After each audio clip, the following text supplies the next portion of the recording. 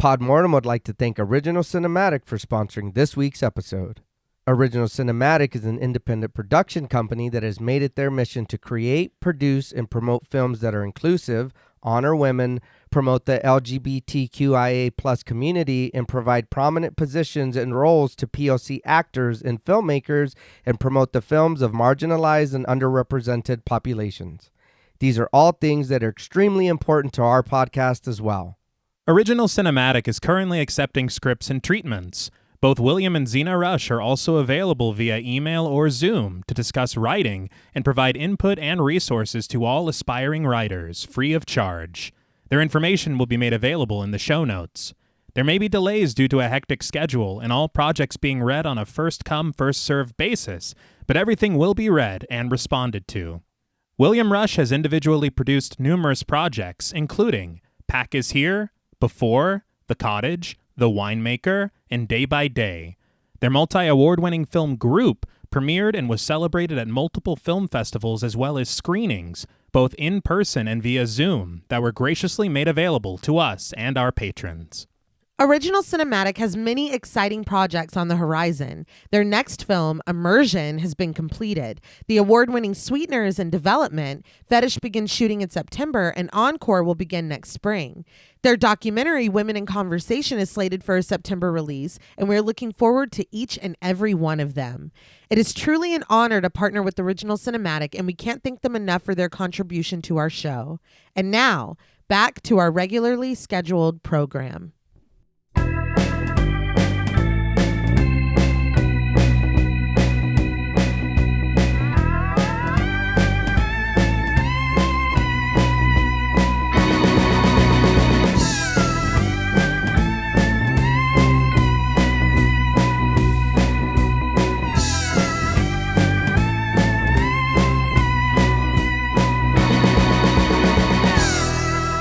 Salutations! Welcome to Podmortem.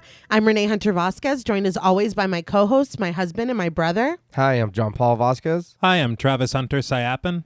This week, we're recording live from a nightmarish basement discussing the 2021 supernatural horror film, The Black Phone. This film is directed by Scott Derrickson with the screenplay by Derrickson and C. Robert Cargill, based on the short story of the same name by Joe Hill. Using both Hill's story and his own childhood experiences for the foundation of the film, Derrickson would partner with frequent collaborator Cargill, using the black phone to display both the horror and hope of humanity.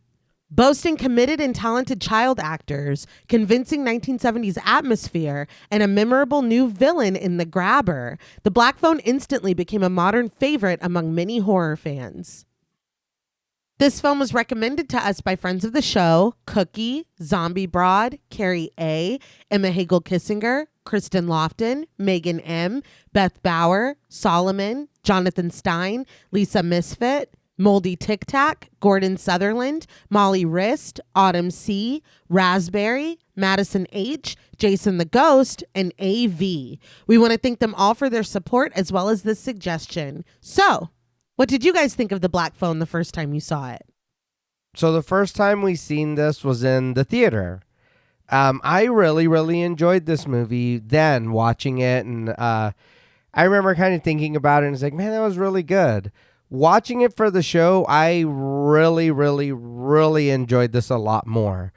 I was able to kind of pay attention and, a little more. It's just me, me and the screen. Mm-hmm. I will say this was another dark movie at some time. Yes! I don't know why. It's his style. Is this your thing? Yeah, I guess. But I mean, other than that, from what I could see and experience, it was really good. I had a really fun time with this movie. There were times where I was just like talking to the screen or, out loud. And I did like really find, I don't know what it was about the movie that hit, but for me, it hit a spot that I was like, damn, I not that I needed that, but you know what I mean? I was like, man, I enjoyed the fuck out of that. No, I really enjoyed it too. I remember watching it in theaters as well and just really being taken by the atmosphere of it and the tone of it. I think that there's something about the 70s, just for me, that I don't know. Maybe I was just born in the wrong time because anything that was made in the 70s or is set in the 70s automatically has my buy-in. Okay. And I'm already intrigued. And they really, the attention to detail when it comes to the way that the film feels and the production design, these sets, the way that they are, like even living rooms and stuff, it feels like a snapshot of the time. And it's really, really remarkable work. Yeah. But my favorite thing about the film, Ethan Hawke. Mm-hmm. My favorite actor of all time. Yeah. It is so cool to see him playing a character like this that is just outright fucking evil. Awful, yeah. And just a villain, a bad man. Yeah. But I think that there are some really, really cool elements with it. Are there things that I would probably change? Maybe, you know. I don't think that the film is perfect, but I think that what they did with this material, which I heard from you, is quite sparse. Yeah, it's real short. I think it's pretty great. Yeah. And I think that there are some things that I would appreciate, like maybe a little bit more backstory to learn a little bit more about this character of the grabber. But I will say that that is something that is kind of addressed in Black Phone 2. Okay. Okay. And I personally, I've seen a lot of mean things said about Black Phone 2, but I really liked it. Yeah. And I want to go out on a limb and say that it was good. Okay. Okay. That's your list. Yes, on It was a limb, decent film. I thought it was okay. No, I enjoyed it, but I just like I enjoyed this. You're done? That's it. No, the last thing I want to say, I do appreciate the supernatural elements because I don't really remember seeing a trailer or anything. And I think that those elements are so well used and utilized in such a way that it just, I don't know, you are so a part of what is happening. Like you feel the tension of everything going on. Mm-hmm. And there's more supernatural than you anticipated because you understand the black phone. You're like, well, there's going to be something with that. Right. But there's way more. There's a whole other aspect. Yeah. And I thought that was very interesting. And the way that they differentiate through cinematography, I really appreciate it. Yeah. Oh, yeah. And the music is really haunting. Yeah. It's really good. First of all, I can't wait to see the second one. We unfortunately have not seen it yet, Yeah. but I'm very excited. I really enjoy this film a lot. We saw it in theaters. John Paul and I and the kids went, and I really liked it then. And rewatching it, I don't know if it's because of like the era that we're living in right now, but it was, I mean, hear me out. There are aspects of this that are feel good in terms of things that I can't really get into right now, but protecting each other, looking out for each other, helping each other. Mm-hmm. There are aspects of that in this film that it felt very good to watch right now. I don't know if it just hit me different from that respect, but I liked it even more watching it and working on it for the show. I love Joe Hill a lot. I read the story again. John Paul and I read it last night, and it is this. They built on it so much for the film because I mean, it could have made a really great short film for what's in it, but they took that foundation, and it is, you know, it's the black phone, it's the grabber, it's all there. But they built so much on it and made it. I think it's a special little movie. I think that it is. It's just really well done. I, like you said, T, like the supernatural element of it. I like the way that it looks, the way that it feels, the way, and I'll get into it a little bit later with intentions from Derrickson and Cargill, but it doesn't feel like a 70s costume. Mm. It just feels like a movie that's happening in the 70s. Yeah. And I really do appreciate that because I feel like some things really, it's like, okay, dude, not everyone wore that fucking shirt. You know what I mean? Like, this isn't a costume party. But there's so much attention to detail that upon a rewatch, you really do see and you appreciate. I really like the story. I just really like this movie a lot. And it's one of those things where you watch something and you're like, wow. And then you get online and you're like, oh, oh, a lot of people didn't like this. But I mean, to each their own. I think it's a really good movie, I think. But of course, I did want to briefly talk about production a little bit. I got all of my information for this episode from the Blu-ray featurettes, the commentary track, and interviews in Fangoria, The Hollywood Reporter, Cinema Blend, Entertainment Weekly, Rue Morgue, and the LA Times. Okay. So it all begins when Scott Derrickson picks up a copy of 20th Century Ghosts, the Joe Hill book. Mm-hmm. Standing there in the store, he said that he read the first story and he loved it and ended up buying the book. After reading the whole thing, his favorite story was The Black Phone, and he always thought that it would make a really cool movie. Should you be allowed to read a whole ass short story before you buy? You know, He's sitting there for half an hour. I was a little shocked as well. Okay. I've never done that, but he bought it. Good. Yeah, Good. yeah, Good. He bought it. Support authors. Yeah. But after he and C. Robert Cargill do Sinister together, Derrickson brings up the idea of adapting The Black Phone. But it was just kind of this passive, oh yeah, that'd be cool. And then they put it on the back burner. So years later, Derrickson is deep in therapy, unpacking trauma that he experienced in his childhood. He goes to Cargill again, his writing partner, and pitches an idea of doing a story about his childhood, a story about resilience, abuse, and growing up in Denver, Colorado in the 70s. They just couldn't really find a vehicle to tell this story. So Cargill got the idea of merging this project with their old idea of adapting The Black Phone. Okay. He calls up Joe Hill, who is game immediately, and Derrickson and Cargill had the screenplay written in 5 or 6 weeks. Wow. At the time, though, Derrickson is set to direct Doctor Strange in the Multiverse of Madness. Okay. So they sent their screenplay for The Black Phone to 2 different directors that they thought would be great for it. Because obviously Derrickson can't direct it. He's doing Doctor Strange. Mm-hmm. Both directors decline. Suddenly, Derrickson is like, I kind of want to direct this. But because of his commitment with Marvel, it would have to wait. So he asks Cargill if they can kind of put it to the side for a couple years until he's done, and Cargill agreed. However, Derrickson said that when it came to Doctor Strange, he wanted to make one film in terms of it being a horror movie, but Marvel wanted something completely different. He was faced with the decision of either stay, compromise his vision, and make Doctor Strange in the Multiverse of Madness, or leave and make a film that he's passionate about and had control over. The Black Phone. Yeah. He left, citing creative differences. And obviously it would be Sam Raimi that ends up doing Doctor Strange, which was really good. Oh, yeah.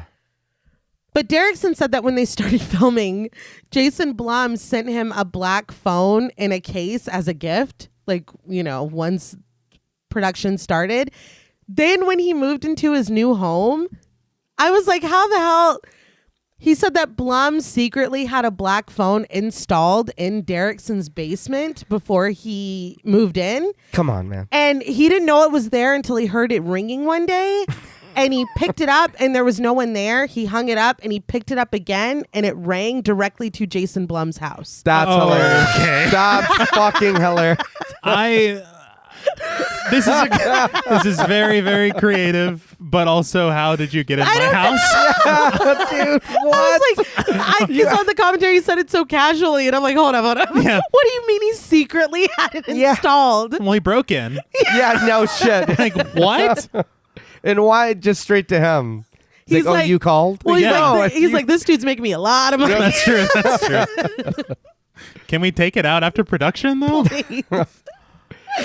But they shot The Black Phone in North Carolina between February and March of 2021. It would premiere at Fantastic Fest on September 25th of the same year. It would be released into theaters in June of 2022, where against its 16 to 18, depending on the source, $1 million budget, it would surpass $161 million at the box office. Damn. Making it both a financial and critical success, and maybe explaining why Blum wanted him to have a director. Yeah.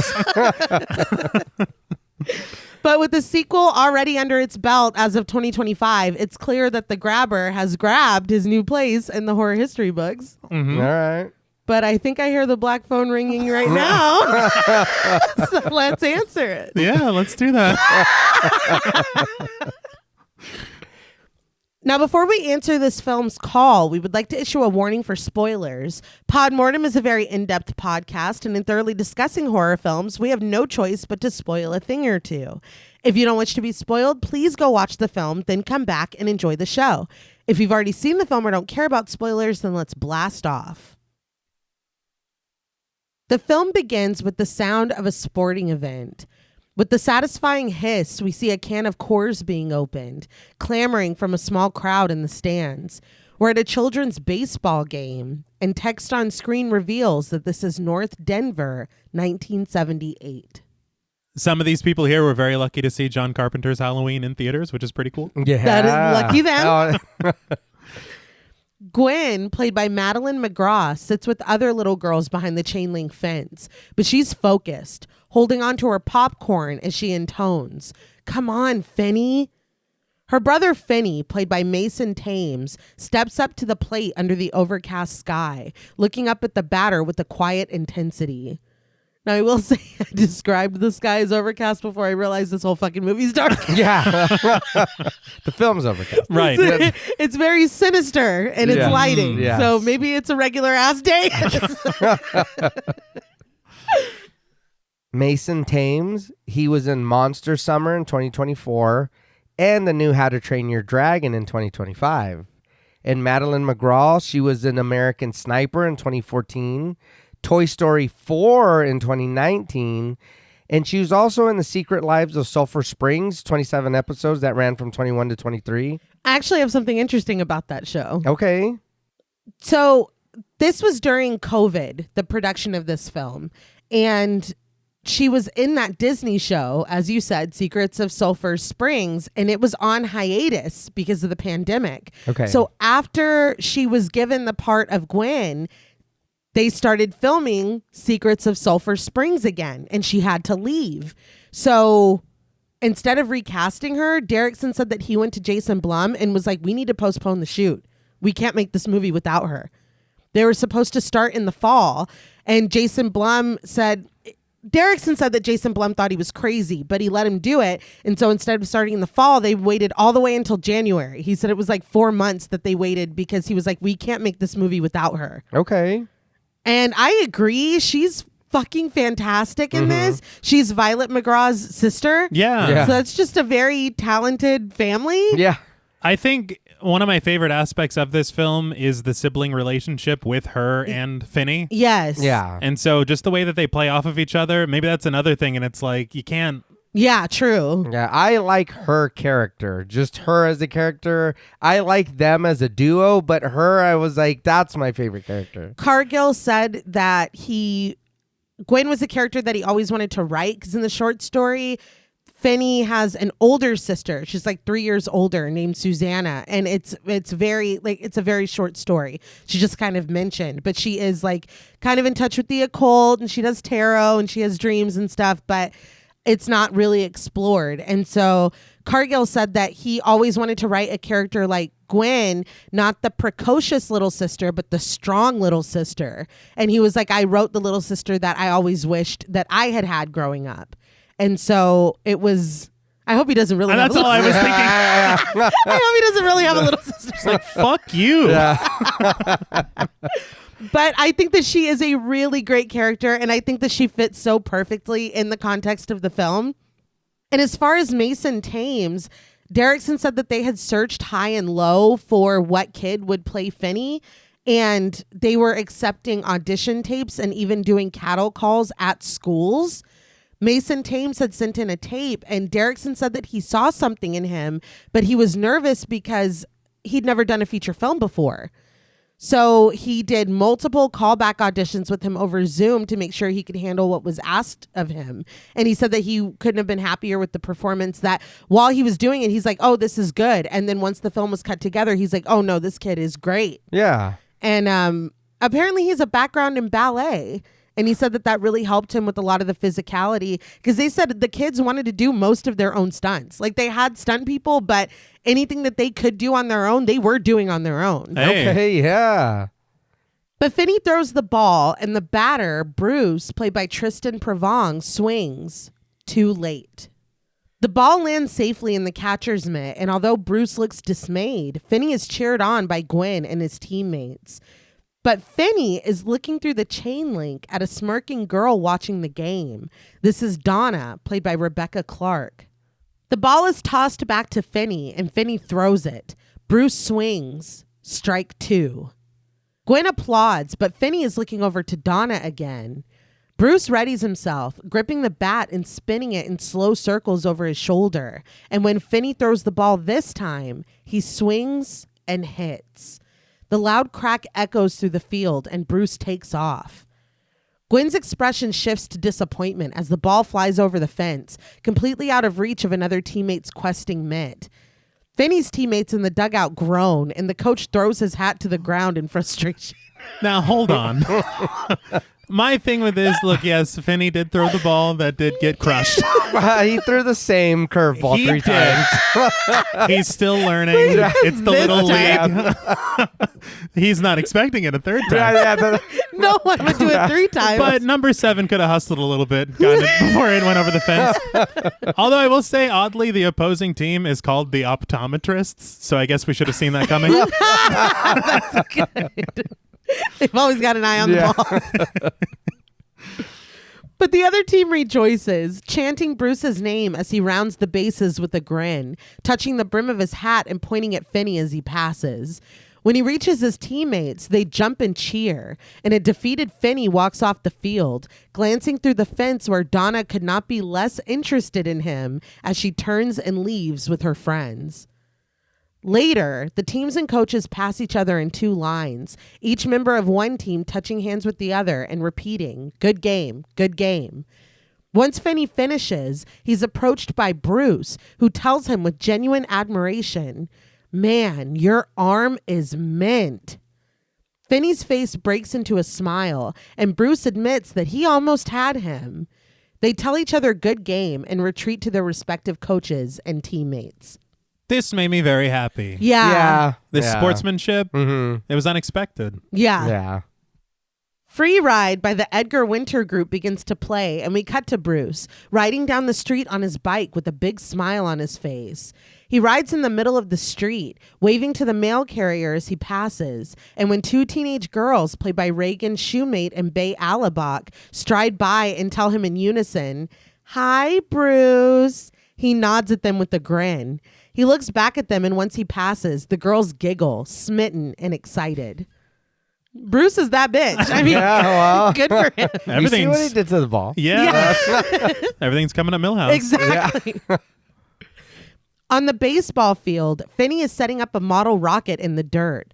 Once he launches it, it shoots into the air in a plume of smoke. Still riding his bike, Bruce spots it in the sky as it produces a parachute and starts to slowly float back down. But his smile fades when he returns his eyes to the road as a large black van rounds the corner toward him. An ominous swelling of the score swallows the cheerful music of Free Ride, and it all fades to black. I do want to commend the sparse soundtrack choices in this film. Yeah. Because a lot of times, and it's something that we often complain about, where it's like 80 needle drops. Yeah. And it's like, we got it. What time it is, Yeah. what Yes. year. Yes. But they use it just sparingly enough, and it's all good choices, I think. Oh, yeah. And it fits the vibe so perfectly. Yeah. Of like It's that. this kid living his fucking best life, riding his bike, and then just, you know, like an eclipse going over the sun. Like it's really good. Yeah. But we are treated to a title sequence. Ooh. We never get those anymore. No. I was really excited. There's disjointed shots of freeways, phone wires, kids getting off yellow school buses, missing child posters, water towers, friends playing in the street, riding their bikes, running, skateboarding, vehicles making quick getaways, the dark, suspicious van, quick flashes of faces, kids bandaging their bleeding knees, wiping blood away from their mouths with the back of their hand. A tear runs down a child's face. Red cough syrup oozes in the street. Empty swing sets sway in the breeze. Tires on abandoned bikes spin.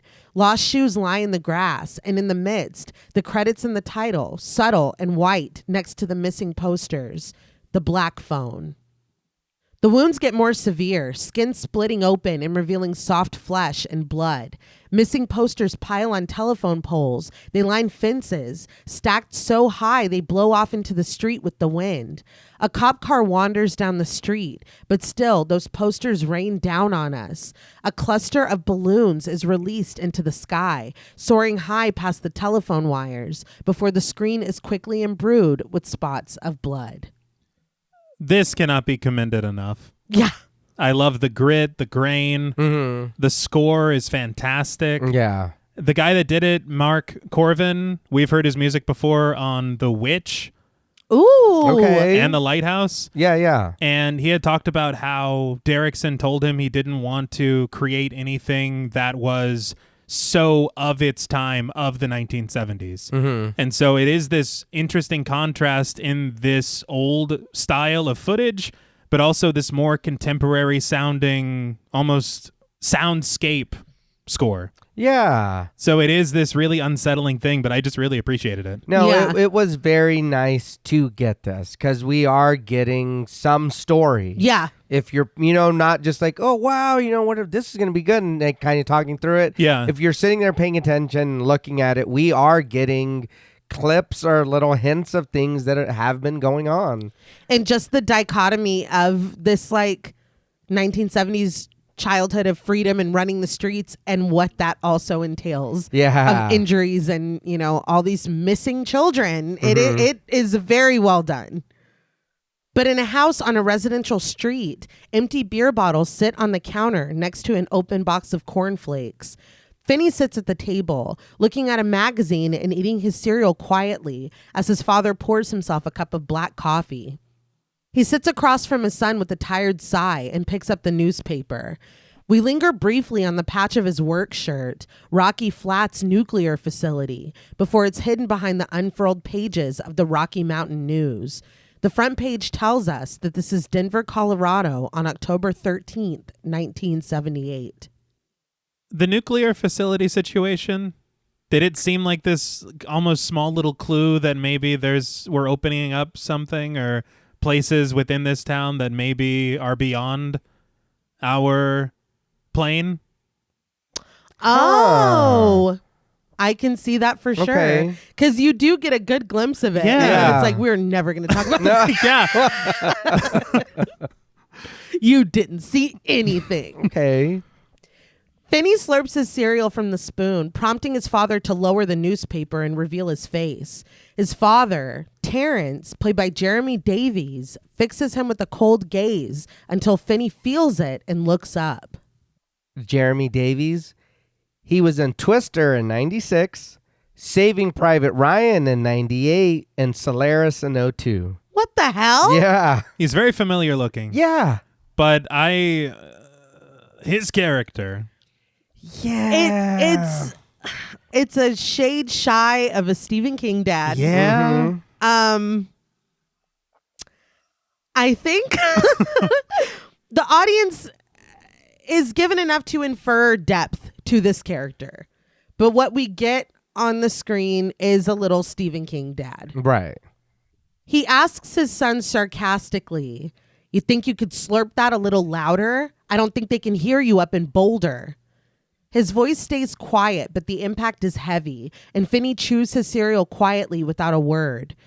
Gwen comes into the kitchen and opens the bread box, but when the door falls from her fingers and clatters on the counter, both Gwen and Finney's posture go rigid. Terrence grimaces, closing his eyes and lowering his head behind the newspaper.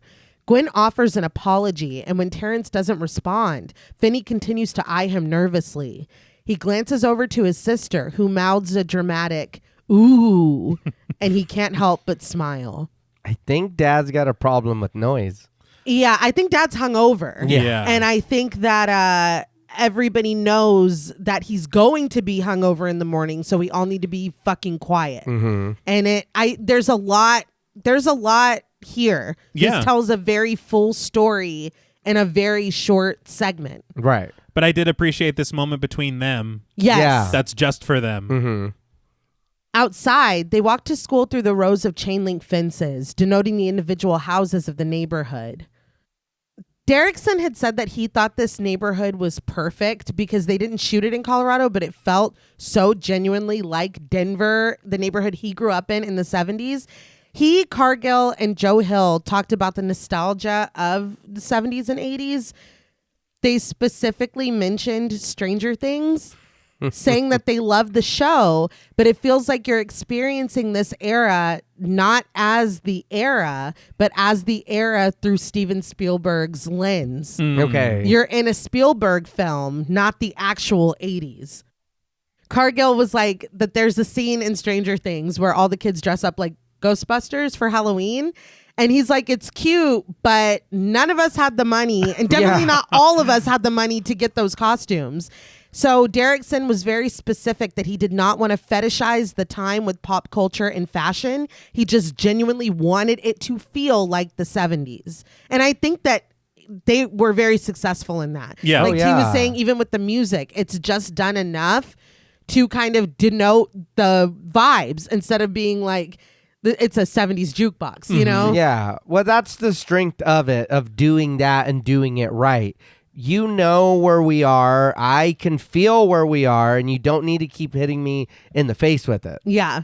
And I think that I don't want to completely talk shit about, but because I love kind of viewing this Spielberg lensed, John Hughes lensed 80s feels good. It's comforting. Yeah. But there is a difference between this kind of caricature of an era and it being like, no, I grew up in a neighborhood just like this, and I want it to feel just like that. Well, I feel like at some point it starts to feel like in a lot of projects like nostalgia porn. Right. Where it's romanticizing the era. Yeah. And that's the exact opposite of what we're doing here. Yeah, Right. because growing up in the 90s, it wasn't like, we're living in the 90s right now. Like, 90s reference, 90s reference.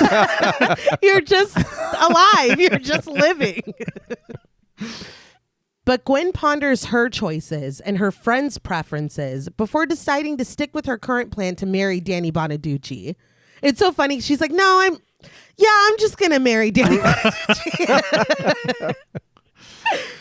Finney breaks the news that she is not going to marry a member of the Partridge family, but Gwen's not letting this bring her down. She gushes that he's just so crucial, and she just loves his voice. But something has caught Finney's eye, and he stopped walking. It's not until he points out it's new that Gwen turns to see what he's talking about. It's a missing persons flyer for Bruce Yamada.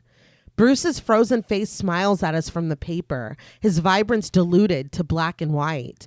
Finney proposes that the new flyer means that Bruce's dad is putting them up again. Gwen just stares at the picture quietly before lowering her eyes, and Finney ventures, "You don't think they're going to find him, do you?" Gwen admits, "Not how they want to." She implores her brother to come on because they're going to be late. Finney takes one last look at Bruce's flyer before following her, but they've barely reached the end of the street before excited chanting of "Fight, fight, fight" hits their ears. Finney and Gwen run to see what the excitement is about. I know it's in just a very small conversation just between them just now, but it does hint at a lot of what they talk about and have talked about, because he's not at all surprised that she might have some inside knowledge on what's going on. Yeah. True, yeah. It's just like every day. Like, Yeah. it's just a fact. Yeah. But it's unsettling what she said. Yeah.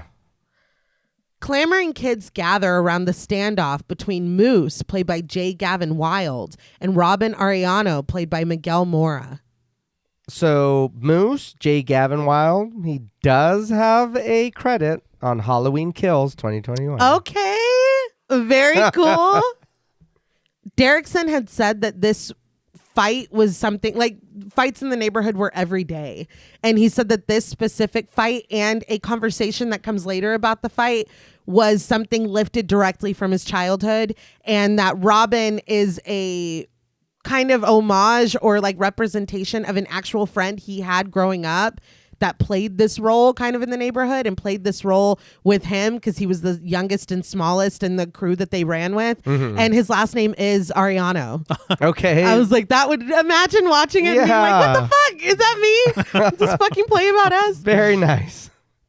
Moose threatens to pound Robin like a nail, adding in a slur to top it all off. But Robin stands unbothered, inviting Moose to just do it, unless he's scared. This garners a reaction from the gathered crowd, pouring fuel onto the fire. Moose throws a punch, which Robin quite easily, too fast, out of. He hits Moose with his bag in return, and when Moose is doubled over, Robin spin kicks him in the face, sending him stumbling back and walking right into a pole. Moose cries out as he rushes Robin, and Robin may be smaller, but Moose is clearly no match for him. He starts to whoop Moose's ass, finally pulling him into a chokehold and dropping him onto the ground. He kneels over Moose and punches him in the face again and again and again. It is a lot. Wow. Finney tries to pull Gwen away, but she's amazed by what she's witnessing. He's finally able to pull her away from the astonished crowd while Robin beats Moose's face bloody. He finishes bestowing his beating and pulls his blood-smeared fist back before getting off of the bully. As they walk away, Gwen asks, "What the hell?" She points out to Finney that was Moose, but Finney asserts that he doesn't care.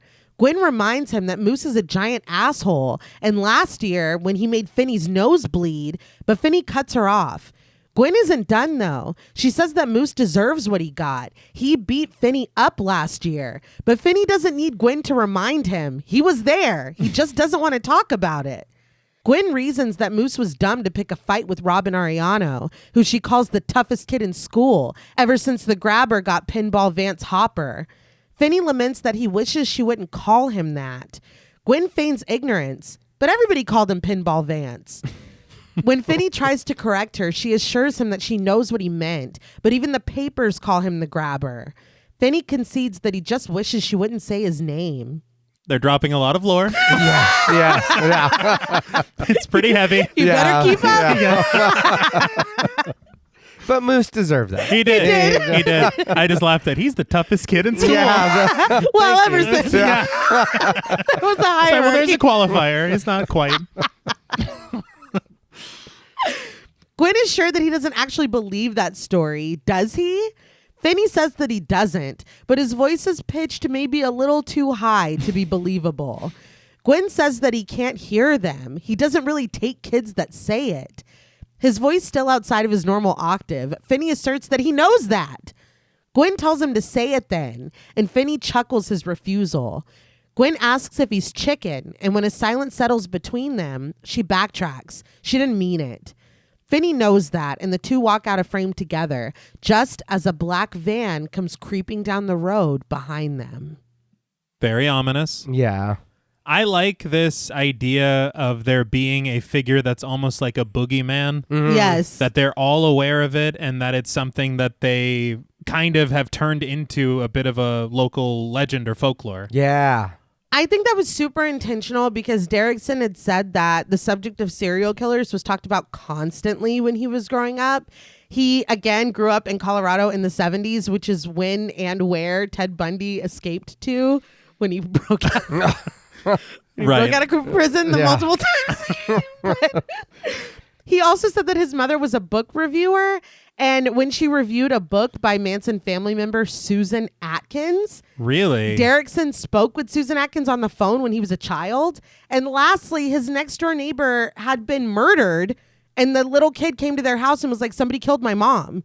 So he said that the primary emotion that he associates with his childhood is fear due to the violence inside and outside of his home. Jesus. And he wanted to really explore that with this film.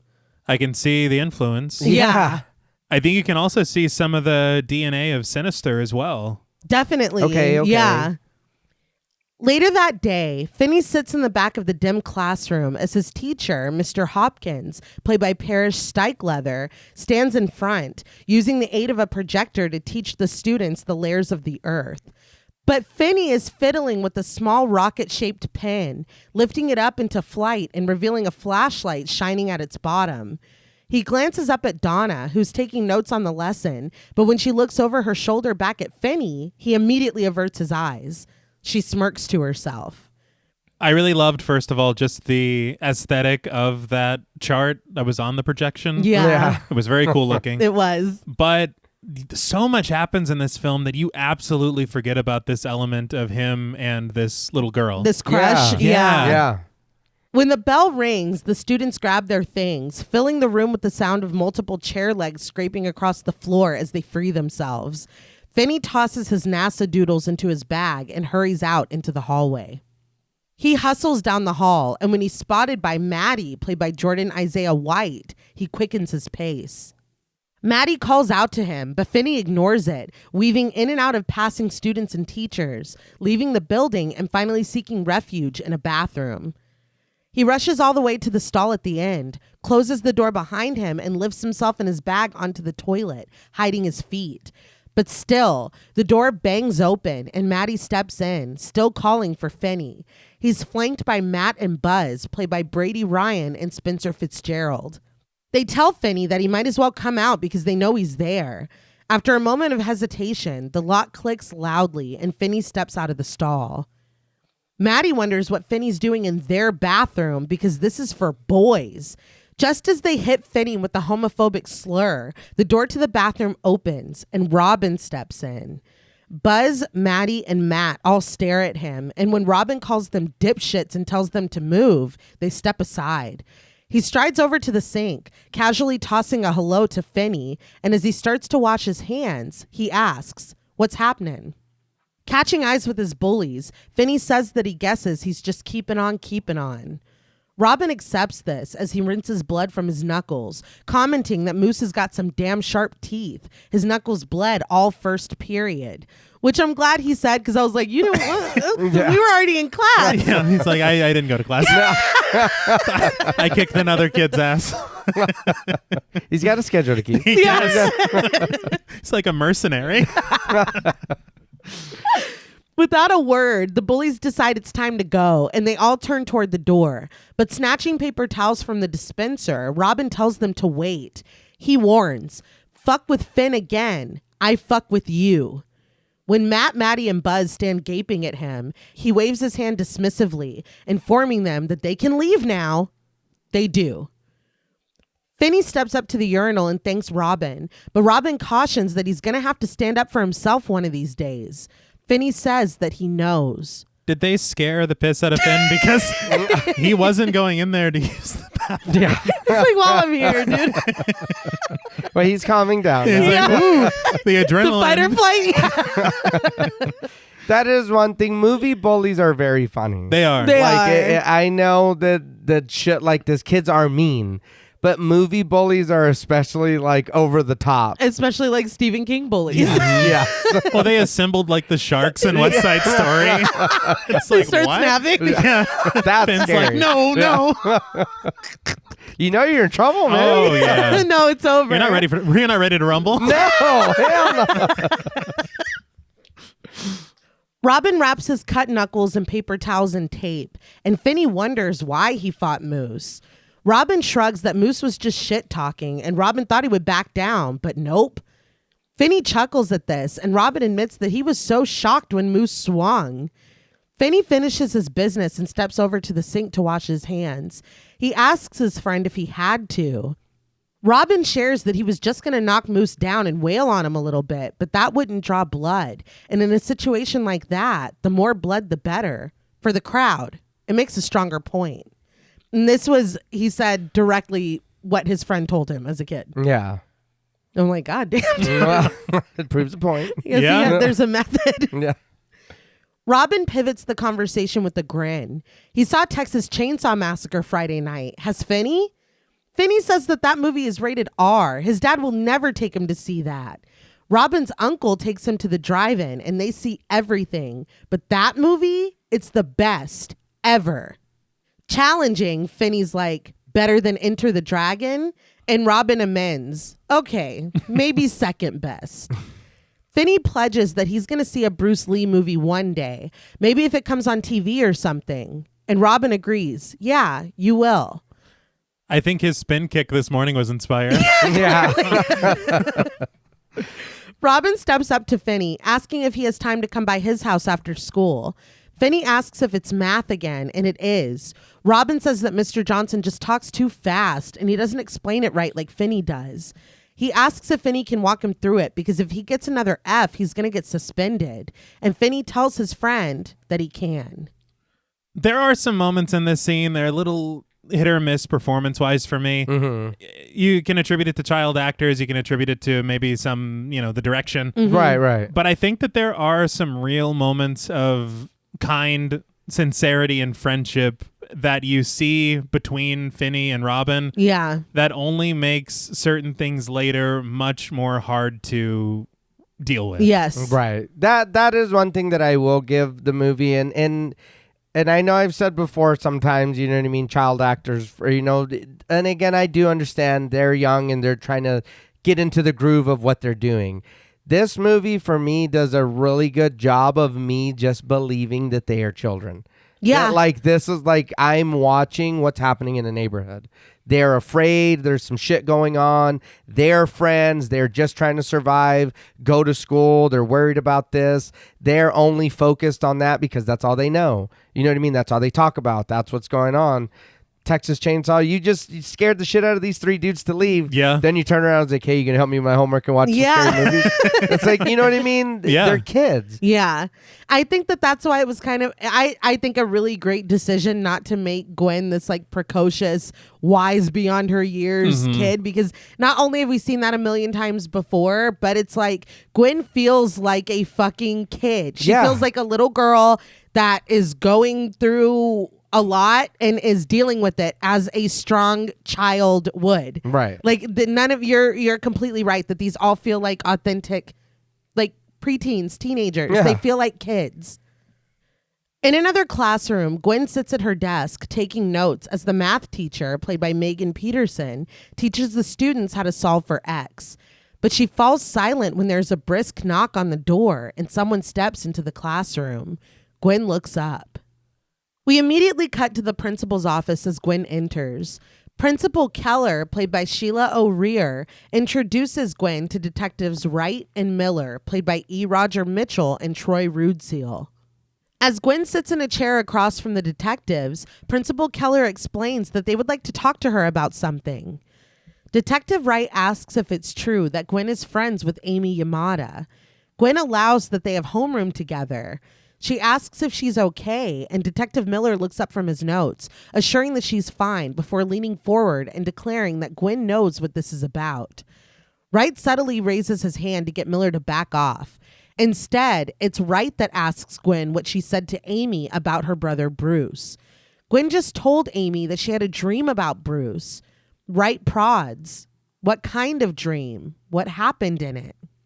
Gwen says that it was a weird dream where Bruce was taken. That's all. But Wright supplies the rest. Taken by a man with black balloons in a van. Gwen confirms this, and when Wright asks what else she can tell them about the dream, Gwen has an edge to her voice when she asks why. It was just a dream. Miller wants to know who else knows about the dream, and Gwen says nobody. Wright finally informs Gwen that they found 2 black balloons at the scene, and they found a black balloon at the scene of Griffin Stagg's abduction. Gwen is like, oh. Miller tells her that they never released those details, so Wright asks patiently where she heard about the balloons.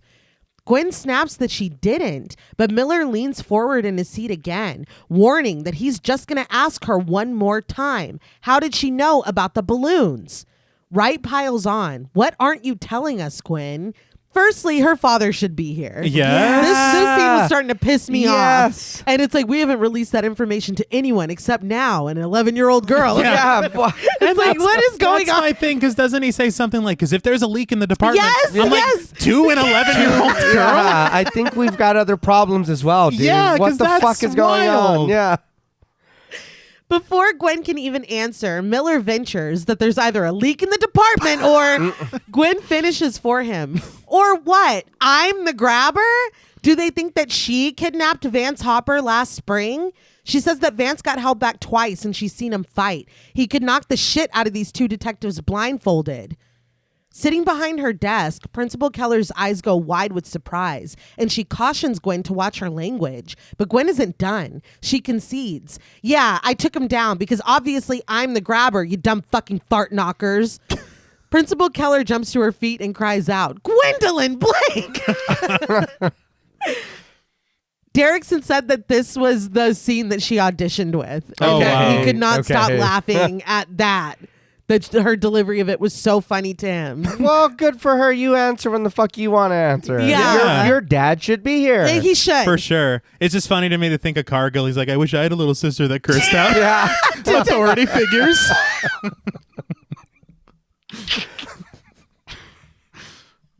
Gwen goes quiet, but Detective Wright asks her genuinely what she isn't telling them. Gwen's body language shifts. She brings her arms and legs in tighter as she admits that sometimes her dreams are right. So this is interesting. Mm-hmm. Gwen's fingers trace along the chain link fence as she and Finney walk home. Buzz stands with Maddie and Matt, and when he catches sight of Finney, he reports sourly, there he is. But nothing comes of it right now. Well, Robin's going to beat our ass. Yeah. It's like, but we can't do anything about it. The other two boys turn to look at Finney, but they do nothing. Gwen asks what that was about, but Finney just dismisses it with a contented sigh. Gwen tells her brother that she's staying over at Susie's tonight, and it's Friday, so Finney knows what that means. He does. Look after Dad. The two start to part ways, and Gwen assures Finney that she'll be home in the morning, and he better not eat all the ice cream. Finney smiles and continues walking. That night, a fire crackles in the fireplace, and Early Morning Blues by Blind Blake plays, while Terrence snoozes in his chair with an empty bottle in his hand. Finney takes the bottle from his father's grip, pulls the needle from the record, and switches off the lamp before quietly retreating into the kitchen. He grabs an ice cream scoop and opens the freezer, revealing forgotten and frostbitten food. He grabs the tub of ice cream. He better not eat all of it. He better not. I don't think Gwen plays about that. No. Later, Finney sits in front of the TV, eating his treat from a bowl and watching The Tingler. On the screen, a woman cowers in a bathroom, the film completely black and white, except for the red blood that pours from the double faucets into the sink. The tension mounting, Finney stares at the screen, clutching the rocket pin, and when the woman turns to see that the bathtub is now filled with vibrant red blood, his spoon of ice cream stays suspended between the bowl and his mouth. He sets it back down, and as the bloody fingers break the surface of the bloodbath, Finney has to clamp a hand over his own mouth. He glances into the next room to find his father still asleep, but stirring in his recliner. A grasping hand reaches out from the bathtub toward the woman, harsh crimson grasping out for cool gray. And we cut to Finney asleep on the floor, holding the rocket against his chest as a tone drones from the TV, the station having long since signed off. So I know that we are all big fans of the spectacle and showmanship of William Castle, and the few films that we've seen we've all enjoyed very much. Somehow I think we've all missed The Tingler. Yeah. Yeah, I didn't know what this was. I was like, is this made for that? Until it kept going, and I was like, that has to be a real movie. And to learn that this is what The Tingler is, I feel like we really need to cover it and watch it soon. Agreed.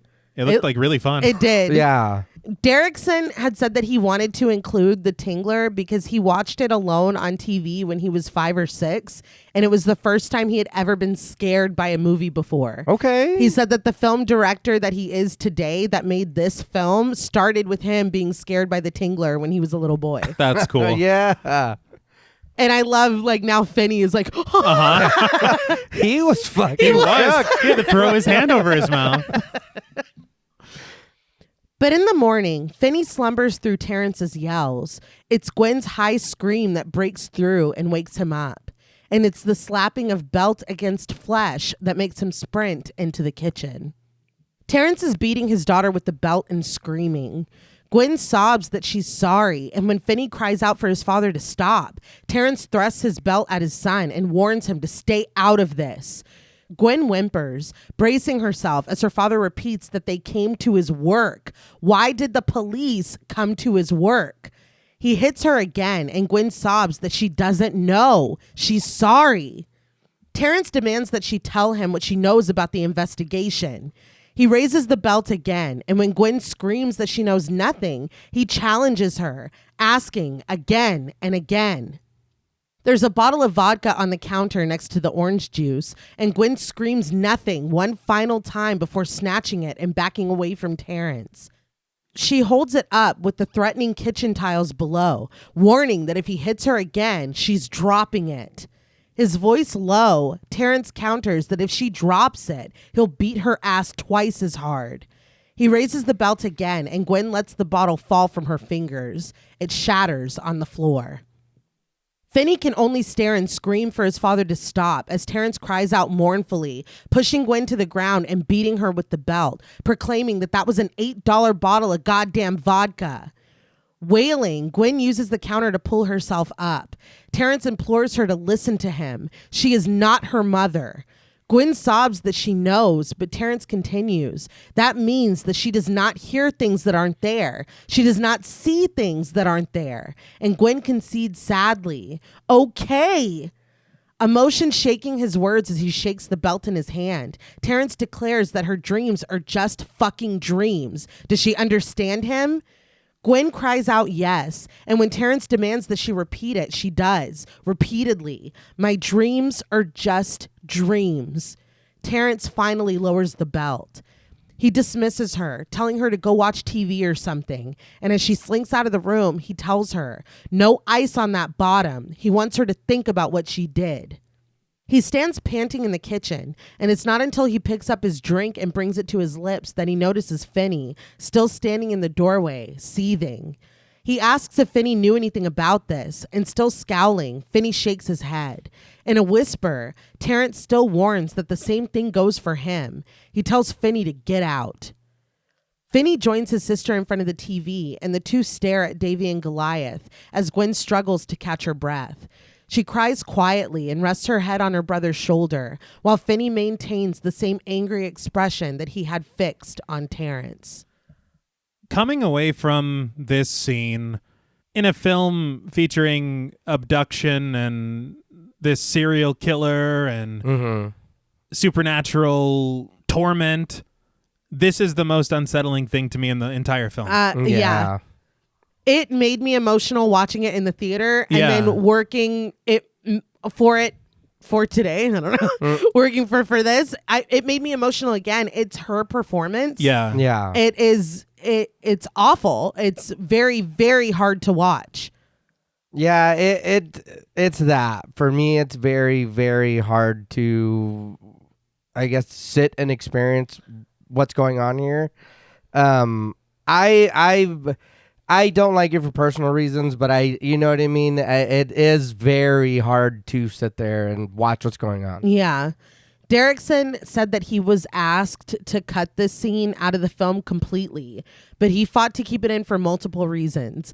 For memories of his own childhood that he was working through, to display Gwen's resilience and the bond between the siblings at the end of the scene, and to hopefully drive home the point that what Terrence is doing here was not illegal in 78 and is not illegal today.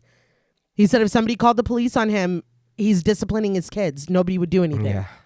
And I understand that intention. Mm-hmm. I don't know. There is something about it that I'm like, well, maybe we could have truncated it a little bit, only because now we've set up this situation where, to me, watching the film, it's like, okay, well, Terrence is irredeemable. Yeah. And I don't know that there's anything that he can do after witnessing this where I give a fuck about him at all. Yeah. I think there is a difference between like, oh, if we make him mad, we're going to get the belt again or whatever. Like saying it and actually having to sit through it, it is very different, because it is, even in moments, we'll get to them where he is a little bit softer. It's like, I remember. Like we saw, And I know it's a very real and horrific thing that happened and happens. Yeah. But still, it's a different thing Right. seeing it. He said that he opted to do the scene in the kitchen because of the long counter, so that it's more when she is down, you don't see anything. It's more of an emotional experience than a physical one, because he didn't want it to be fully exploitative, but he insisted that this scene to him was too important to cut. He did not want to lose it at all. No, I get it. And like T said, I think it is just that was what it is for me. You know what I mean? I understand it does happen. You know what I mean? Like I said, for personal reasons, it is tough for me to watch this, but it is that I would have liked for us to see, maybe not to this extreme immediately. Yeah. You know what I mean? That way, just exactly like you said, later it's like I do feel something different. Yeah. We leave Finney and Gwen here to find Robin walking outside alone. He is behind a building, but everything slows as he rounds the corner where, just out of focus, a black van sits parked. Someone gets out of the driver's seat with a red top and a black cape fluttering in the wind. Robin continues walking forward as the figure steps toward him. I am a little torn about this because the visual of it is fantastic. It's great. Yeah. I love this because we're seeing a little bit more of the grabber each time we see him. And this thing with the cape is just a really cool visual. Yes. But at the same time, the way that it's shot, it looks like Robin had a scheduled meeting with the grabber. Wow. He said, meet me behind the Safeway. Kids his age aren't a challenge anymore. He's I'm sorry, I'm still laughing at the concept of him like, no, I'm going for the grabber. Now I'm going to kick the grabber's ass. I already fought Moose. It was light work. I've got a reputation. Yeah, he's got to protect the streets. Hey. That's so stupid. That night, porch lights go on as phones ring, including the one at the Blake house, while Finney and Gwen sit in front of the TV watching Emergency. Terrence ends his phone call with the somber, I understand. He thanks the person on the other end for calling and hesitates before hanging up. He steps around the corner and looks down at his kids before mustering the courage to call out to Finney. Finney and Gwen both turn to him and he asks, do you know a kid named Robin or... When he stumbles over Robin's name, Finney supplies it. Ariano? Terrence tells him yes. Finney says that Robin is a friend from school. He asks why, but instead of answering, Terrence walks away with a pained expression, leaving Finney and Gwen to exchange a worried glance. Suddenly, we're gliding over clusters of police cars, their bright swirling lights cutting through the night. A group of people with flashlights all walk into the trees on a quest for Robin. Did this feel very Fincher to anyone else? Yeah, dude, Okay. yes. I really like the way this sequence was shot. Yeah. But Finney is staring out of his bedroom window quietly when Gwen walks in. She offers her apologies. She knows that Robin was his friend. Finney gets into bed and slides under his blankets, telling Gwen simply not to say was. Robin is his friend. Gwen apologizes again. Lying back on his pillow, Finney asks his sister if she could do that dream thing. Gwen counters that it doesn't work that way, and when Finney asks if she's tried, she tells him that of course she has. Finney asks her sincerely to try again. Please. Gwen sighs before leaving, closing the door behind her. In Gwen's room, she sits on the floor and opens up her dollhouse. She takes her items from inside, setting them up in a neat row in front of her. A small New Testament Bible, a prayer card depicting the Virgin Mary, a wooden Jesus fish, rosary beads. Gwen clutches a cross in her hand before raising her head to the ceiling and addressing Jesus directly. She knows that he knows what she's going to ask him, but she's going to ask anyway. Her brother needs his friend, and she knows that Jesus can't just let him go because he doesn't interfere or whatever. She admits that she doesn't know the rules, but if he could help her have a dream or two that could show her something to help the police or her or anyone find him, she'll follow him forever. We look down at Gwen's desperate prayer, but when the hallway light clicks on and its light creeps into her room, Gwen gasps and rushes to her bed. She hurries back to the dollhouse, kneels, gives a quick amen, and runs back to her bed, pulling up the covers, just as Terrence appears in the crack in the door. He warns her, Don't think I don't know what's going on in there. No playing after lights out. Gwen apologizes and Terrence tells her to go to sleep. He didn't say no praying. He didn't. So you're fine. When he says that he loves her, Gwen says it back. And when Terrence leaves her door and the hallway light goes off, she lets out a sigh of relief. In the morning, Terrence answers the door to find Detectives Wright and Miller standing on the porch. He lowers his head, lamenting, "God damn it, Gwenny." He looks up at the detectives, wondering what the hell she did now. But Detective Wright apologizes. He assures Terrence that Gwen hasn't done anything, but Miller asks if they can speak with her. Inside, a detective sits on either side of Gwen on the couch while her father stands by, listening with his head lowered and his hands on his hips. We don't hear their conversation, but we see Gwen staring straight ahead and slowly shaking her head when she's asked questions.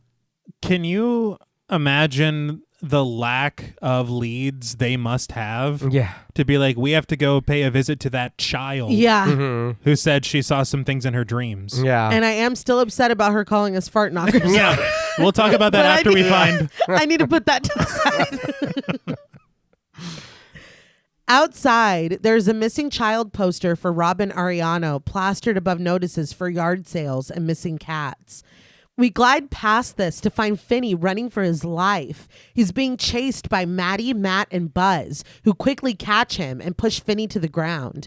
Maddie pummels him while Buzz and Matt kick him, but they're not expecting Gwen to come sprinting around the corner, cussing at them. Armed with a rock in her hand, she pulls Buzz and Matt away from her brother and knocks Maddie in the head with the rock. He goes down, and Gwen sets her sights on Buzz, declaring, "Fuck you too." She throws the rock at him and misses, so she charges. Buzz flips her over his shoulder and she hits the ground. Maddie finally sits up, a stream of blood running beneath his hair from Gwen's assault. Dude, Holy shit. she clocked him. Yeah. Buzz kicks Gwen in the mouth before returning to Finney with Matt and continuing to kick the shit out of him. Gwen rises with bloody teeth and crawls over to the fence where Maddie sits, injured. She sits next to him and they both watch while Finney takes his beating. I could not believe that kid kicked her in the fucking face. No. Yeah. But it was kind of funny that she went and sat next to him like she's not the one that just did that to him. Well, this is the recovery area. Yeah.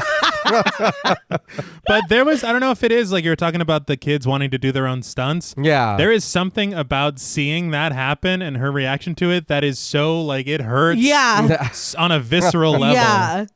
Come on, Finn.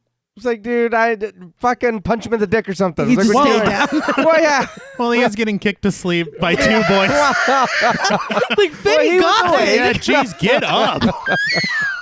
He was watching what was happening. In between pummelings. Finney is battered and bruised with blood crusted in one nostril in science class, where Mr. Hopkins reveals that it's the day they've all been dreading, Frog Dissection Day. He tells everyone to pick a partner, but cautions that this will be their lab partner for the rest of the year. Finney stands up, looking around with panicked eyes for someone to partner with as everyone pairs off. But when his head is turned, Donna approaches, wondering if he needs a partner. At first, he says no before stammering in admittance that he doesn't have a partner. But Donna is already sitting down in the seat next to him. Finney sits down too, as Donna says, "Those guys are assholes." Finney is confused, but Donna explains that everybody's talking about what happened this morning. Finney's just like, oh. Donna offers that his sister is really cool, though. She wishes that she and her brother were friends like that. Finney grins, but they both face forward when Mr. Hopkins calls for everyone's attention.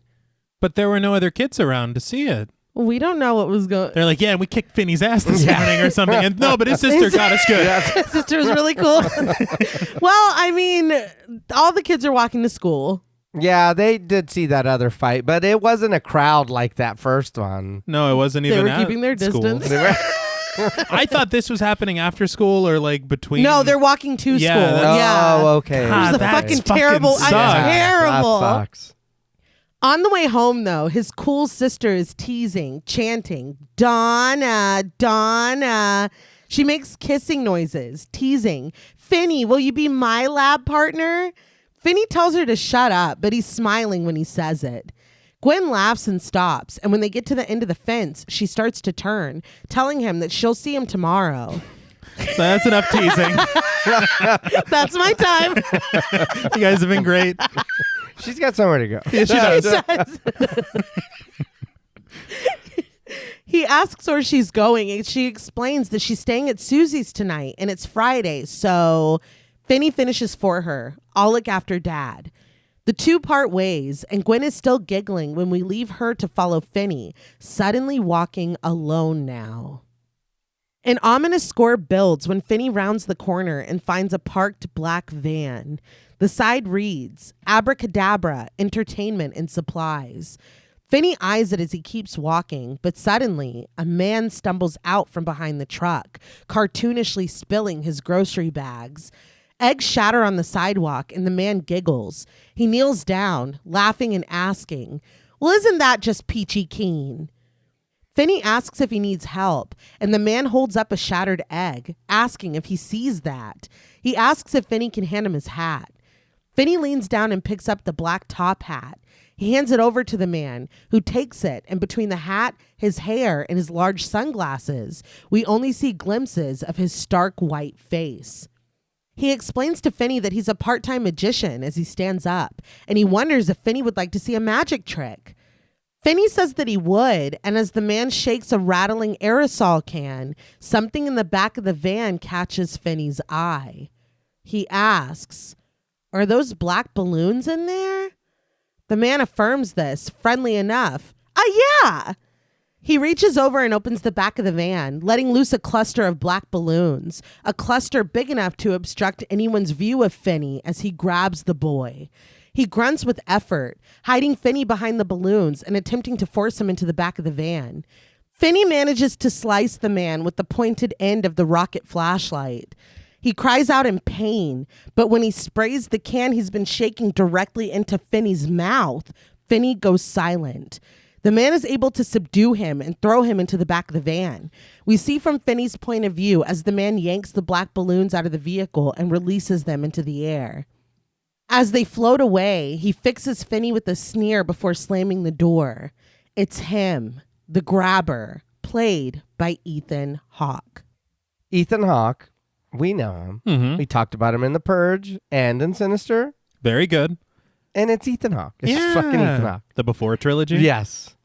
I really, really love his performance in this film. Yeah. It anchors this thing. He has such a presence. Mm-hmm. Whenever he's on screen, he's very captivating because you don't know what he's going to do next, what he's going to say next, or how he's going to say it. Yeah. It's very, very interesting. And there's even small moments like this scene whenever he's like, you want to see a magic trick? Before he says this, he looks over his shoulder and then turns back to Finney. And you're like, oh, fuck. Yeah. It's small things like that, you know?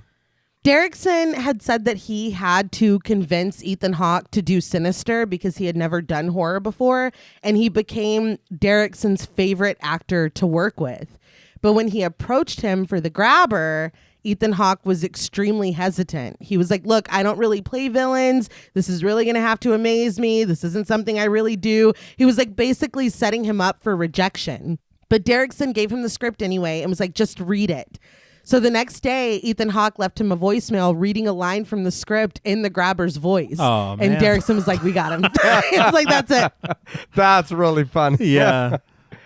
Mason Thames had said too that, and I saw on the behind the scenes them doing this scene, and he's got Mason Thames like in his grip before he throws him into the van, and Mason Thames is just laughing.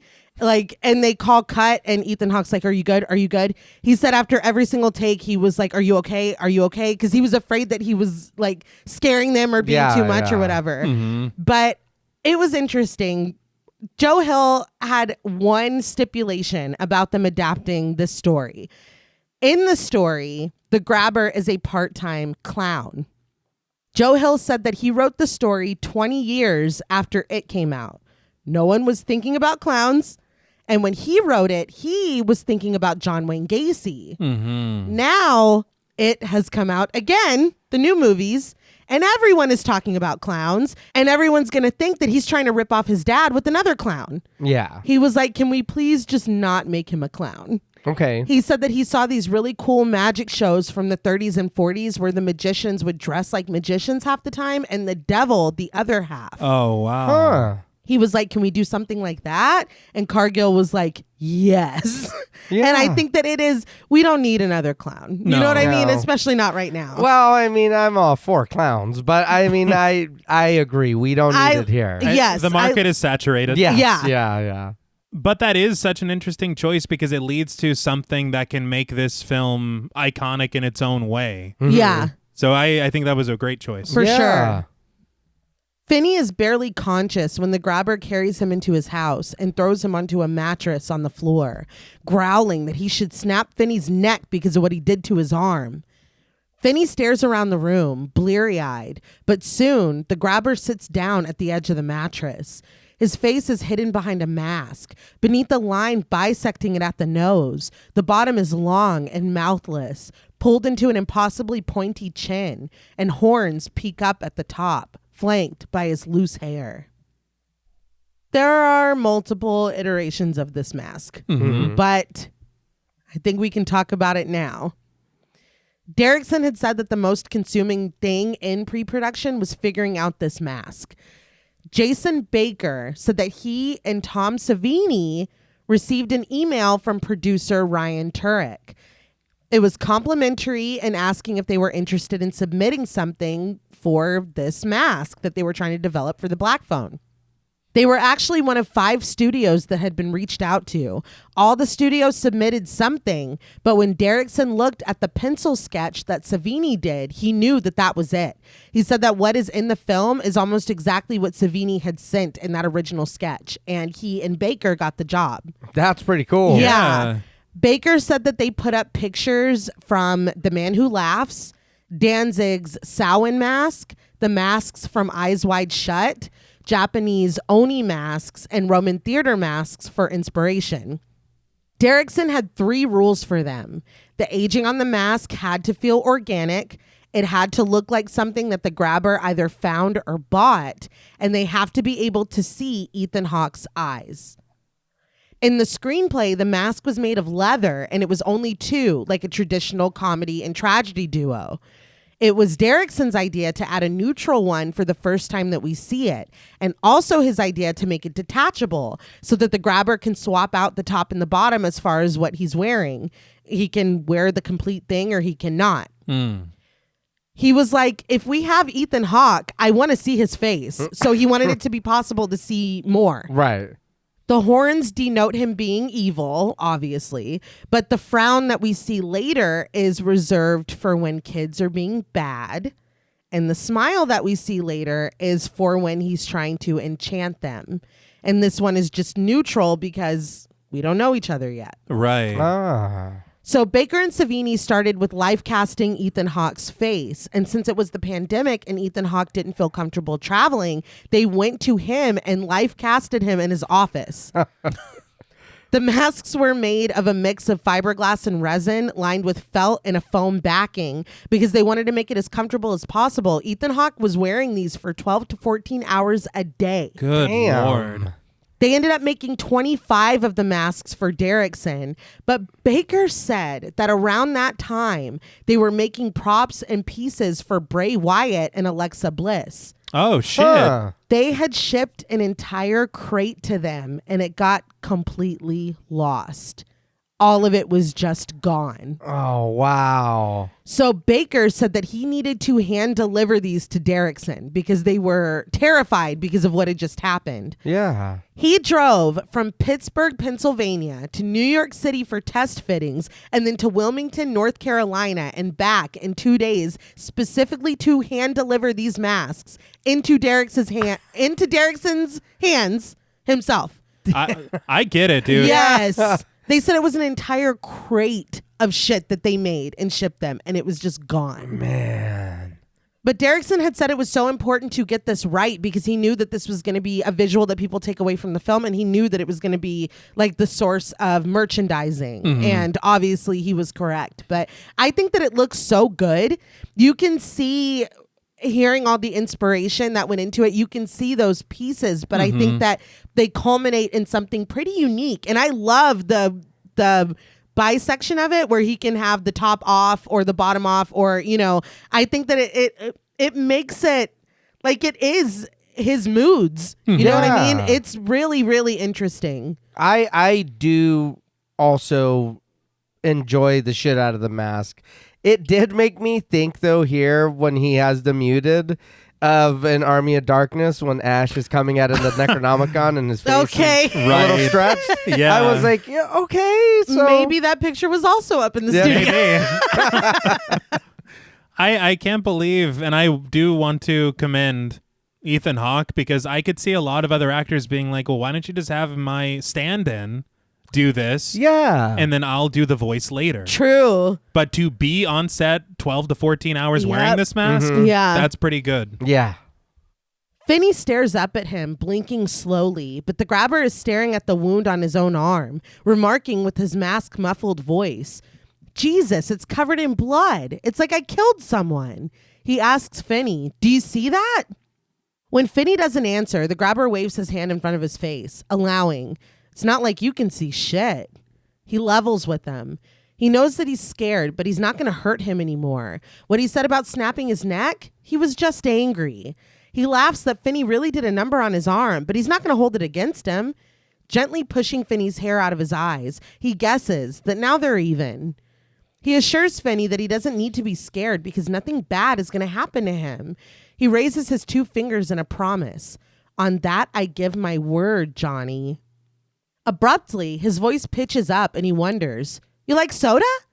He offers to go get Finney a soda but his words cut off when he hears a phone ringing elsewhere in the house. He turns back to Finney, wondering, was that the phone? Do you hear the phone? He quickly amends his plans. First, he's going to go see who that is. Then he's going to get Finney a soda. And then he'll come back and explain everything. He gets up and leaves the room, closing and locking the thick door behind him and leaving Finney alone in the dark basement. Finney gets up, still clutching the rocket flashlight. He tries the door handle, but of course, it doesn't budge. He ventures further in and finds the dangling cord for a light. He pulls it, illuminating the bulb and revealing a toilet with a roll of toilet paper sitting on top next to a few rolled up rugs. So this is something small, but something that was like unnerving to me. It was like, that was not a fresh roll of toilet paper. No. Yeah. Like, it's been down here and it's been used, and that is terrifying. Yeah, and there's no TV or PlayStation. What That's the even fuck? scarier. Well, Atari. Okay, yeah. I couldn't believe the grabber didn't take that flashlight. That's what cut you. Yeah. Yeah, that's true. He's got a lot going on. I guess. I did want to comment on his reaction to the phone ringing, though. Yes. Because he seemed a little... And Like, then did he you hear that? settled. Yeah. Yeah. So there's more to be told here. Mm-hmm. The score rises darkly as Finney returns to the main area with the mattress and spots on the dingy wall a black phone. He picks it up and tries to place a call, but quickly realizes that the wire has been cut. With no other recourse, Finney lies back down on the dirty mattress and stares at the wall, helpless. Finally, he closes his eyes. Joe Hill had said that in the old house that he grew up in Bangor, there was a phone in the basement that wasn't hooked up anymore. It was just a phone on the wall in the basement. He didn't understand why a basement would need a phone. And he said that when you're a kid, everything about basements are scary. And he was like, if that phone rings, I'm going to scream. Mm-hmm. He didn't even think of the phone consciously until after he had written the story. He said that his main influence was John Wayne Gacy. And then when he was thinking about it, he was like, no, I guess that really seeped in when I was a kid. Yeah. At Susie's house, Susie's mom hands Gwen the phone with her father on the other end. Gwen greets him and immediately looks worried when she answers his question with, no. Not since school. Panic seizes Gwen and she drops the phone. As it clatters to the floor, she runs right out the front door and into the night in slow motion, her face etched in fear. This was a choice. What, the treadmill? Yeah. I feel like it might have been more successful for me if the zoom had been a little more dramatic and the surroundings were pushed. Okay. because it doesn't seem like she's moving at all. No. Yeah. And so it doesn't really have that effect that I think that they were going for. Or maybe she feels trapped, like she's spinning her All wheels. right. That night, the neighborhood is once again congested with patrol cars. Detectives Wright and Miller interview Terrence, who stands once again with his head lowered.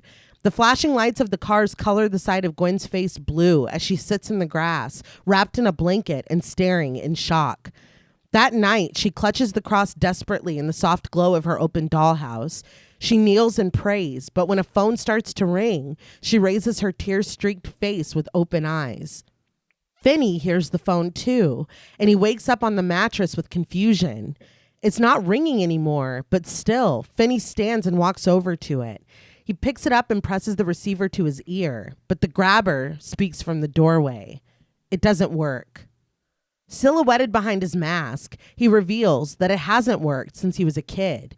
He tells Finney to hang it up before switching on the light. His arm is bandaged now as he walks down the basement steps, acknowledging that he knows Finney is scared and he wants to go home, but he'll take him home soon. It's just that he pauses and sighs dramatically. Everything's all fucked up. He's got to be upstairs for a while because something's come up. Finney asks, "What?" His voice wavering strangely, the grabber declares, "Never mind that." Finney still presses. Did someone see something? Are the police coming? He promises that if he lets him go before the police get here, he won't tell on him. The grabber laughs before revealing that it's not the police. Finney is sure. It's someone, though. Someone is coming. He warns that he'll scream, and if someone comes here, they'll hear him. The grabber's like, "No, he won't. Not with the door shut." Finney ventures, "He?" The grabber sighs deeply, and when he speaks, his voice is a growl. Fuck. He was so happy a second ago. Yeah. was. It's like I got to switch my mask like Nightmare Before Christmas Mare. He does. He does. He really does. does. I'm pissed off grabber now. With the door shut, no one can hear anything down here. He boasts that he soundproofed it himself. Finney can shout all he likes, but it won't bother anyone. He turns to leave, but Finney's voice stops him. He accuses, "You're the one that killed all the others. Bruce, Robin." The grabber finally walks all the way into the room, excusing that wasn't him. That was someone else. He will never make Finney do anything that he won't like. Finney warns that if he tries to touch him, he'll scratch his face. Whoever is coming will see and ask him why. The grabber tilts his head to the side, and we see that he's replaced the bottom of his mask with a widely smiling mouth. He brings both hands up, displaying his mask as he asks, "This face?" This is a very iconic little posture. Mm-hmm. They had to know. Oh, yeah. Yeah. It kind of annoys me that this or some variation of it wasn't the theatrical poster, Yeah. because the poster is kind of terrible. Okay. It's really boring. It's fine. When it could have been this, Yeah. comparatively, it is. Yeah, yeah. He tells Finney again, "Hang up the phone now." Finney does as he's told, and the grabber stands for a moment, breathing deeply behind his mask before admitting, shifting back to that casual, friendly tone, that he was down here once when it rang. He shudders that it was the creepiest damn thing. He thinks that it's static electricity that does it, but he was right next to it when it went off, and he picked it up without thinking to see if anyone was there. Finney asks, "Was there?" The grabber shakes his head and answers gruffly, "No." He turns and leaves, closing and locking the door behind him. Alone in the basement once again, Finney screams at the top of his lungs for help. Outside, we peer down into the small basement window to find that the grabber's words are true. As Finney desperately screams behind the glass, we hear absolutely nothing. Say what you will about the grabber, but he soundproofs with the best of He them. does. That was unbelievable. That like little imagery of him Yeah. there, that was terrifying. Terrifying. I was like, oh man, I can't even imagine. Mm. Finney continues to scream in the basement until his eyes fall upon the window high on the wall.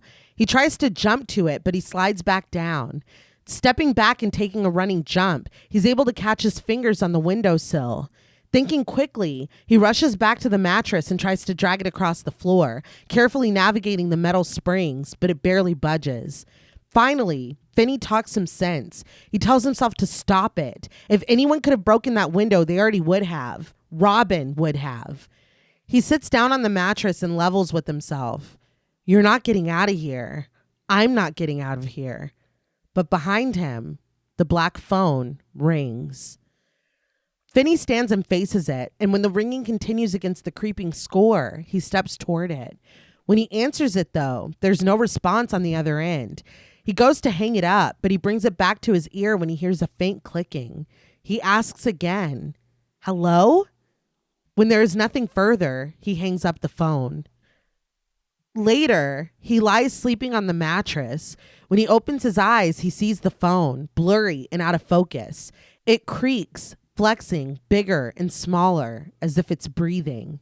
He tells the phone, stop it. But it's the grabber that answers. Stop what? Startled, Finney gasps and sits up. The grabber sits against the wall, watching him. The top half of his mask is gone, but the bottom half remains, still sporting that intense and insistent smile. Finney tells him that he's hungry. He needs food, but the grabber asks him how his eyes are. Finney admits that they hurt, and the grabber laces his fingers under his chin. He stands, dismissing Finney's hunger. He can't bring him food right now. He's just going to have to wait. He starts toward the open door, and Finney questions, is there someone upstairs who will see him bring food down here? The grabber tells him not to worry about that. So, yeah.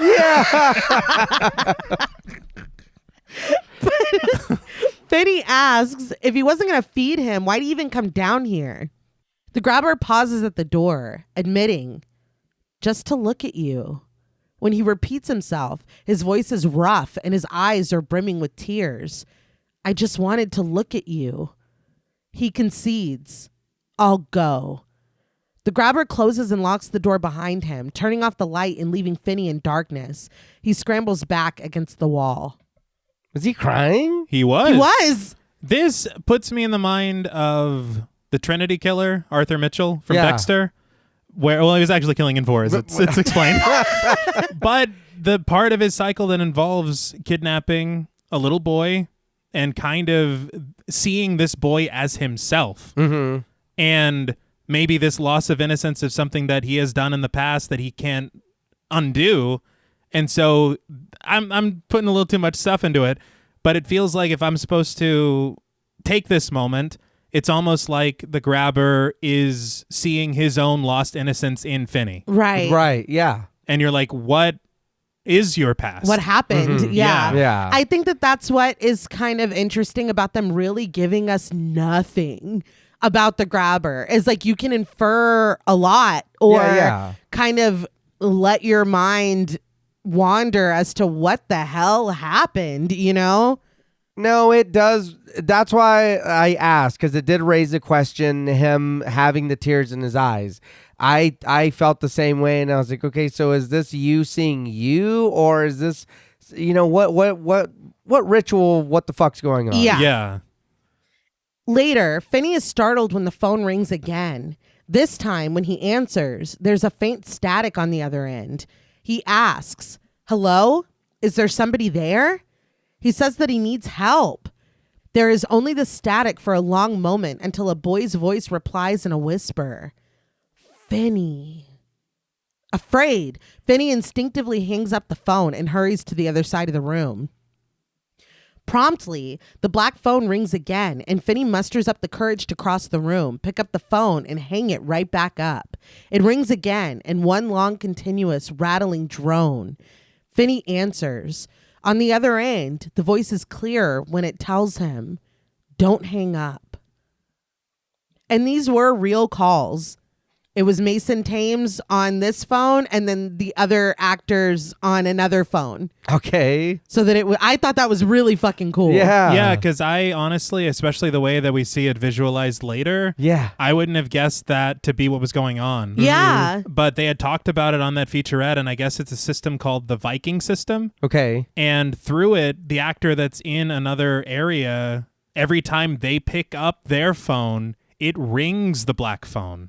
That's so cool. And so it is this kind of a thing that maybe it helps with Mason Thames's performance because he doesn't know when to expect this to happen. Okay. Finney asks who it is, and the voice admits that he doesn't remember. Finney asks why, and he's told, it's the first thing you lose. The first thing you lose when? You know when. Finney questions how the boy knows his name, and the boy tells him, we met once. Your arm was mint. You almost had me. Finney asks, Bruce? Bruce Yamada? And Bruce realizes, yeah, Bruce. I'm Bruce.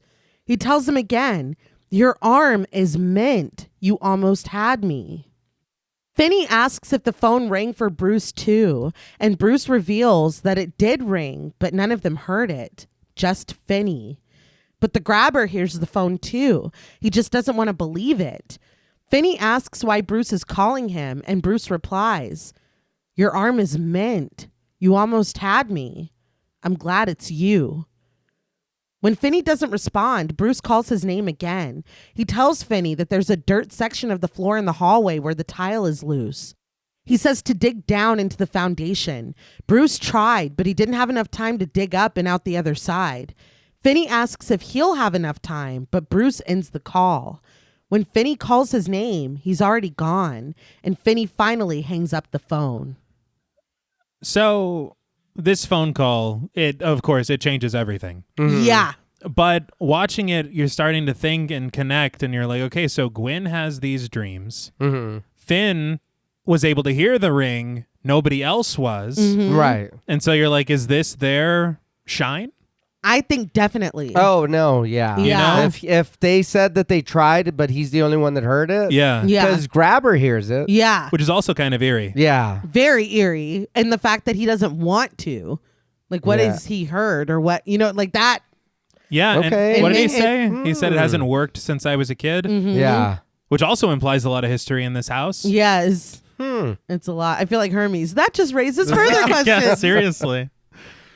We cut to grainy clips of Bruce as a baby, eating a bite of banana and crawling across the picnic blanket when his adoring parents watch. As a little boy, he clutches a huge red plastic bat on a baseball field, swinging it when his father tosses him the ball and hustling around the bases. His dad picks him up and hugs him. A little older, he stands in class, pledging to the flag. A little older, he runs the bases in his red uniform. And finally, the Bruce Yamada that we met is snatched by the grabber and sprayed in the face. He's thrown in the back of the black van, and the black balloons escape the open door, floating up into the sky.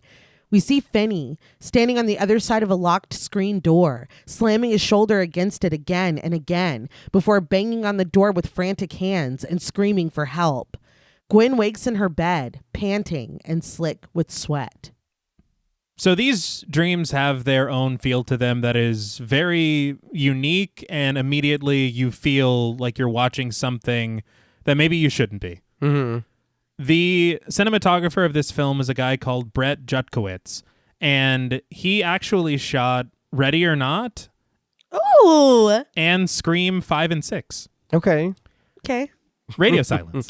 Well, yeah. Yeah. But the thing is that he had just finished shooting Scream 5 Cream in Wilmington. Okay. And then literally in the span of 2 months, he was back in Wilmington shooting The Black Phone. But he had said that what he had wanted to go for in the rest of the film, the regular real life portions, was this feeling of heightened naturalism without any kind of stylized anything and making it feel as real as possible. He had said they even used anamorphic lenses to give the film a softer vintage quality befitting of the 70s atmosphere. But what they did choose to stylize is these dreams. Yeah. And what they did is they actually shot all of these dream sequences on Super 8 film. That's fucking cool. Yeah. It was meant to be a callback to the period, but also to give it that own separate aesthetic so you know that this is something completely different. Yeah. And it was inspired, again, by Derrickson's childhood use of these Super 8 cameras. and it's very reminiscent of Sinister. Yes. But Ethan Hawke even said in an interview, he's like, there's something within Super 8 film that is inherently kind of scary. It is. I think when you're like, it feels like something you shouldn't be watching. Yeah. It does. He said you don't know if or when something weird is just going to happen. Yeah. Right. Because you do feel very unsettled. And it was the same thing with Sinister. Yeah. Where it can be this really upbeat family environment, and then all of a sudden it's the most horrific thing you've ever seen. Yeah. And it's all the same grit and grain throughout. Yeah. Okay. The dream sequences are amazing. Yeah. Yes. I will tell you, if you like these, Black Phone 2. Okay. I'm excited. This was really, really sad watching Bruce grow up, though, Yes. knowing like it really hit home. Like, it is very fucking sad. I didn't know how else to put it. I was like, this is emotionally manipulative. It is. It's like, God damn, It dude. is. There is no sound, only the score as Gwen rides her bike down the street, alone at night, looking intently at the front of houses, hoping to spot a familiar screen door. Meanwhile, in the basement, Finney has found the loose tile that Bruce told him about. He pulls it free and digs deep into the dirt below, scooping handfuls into the toilet and flushing it down.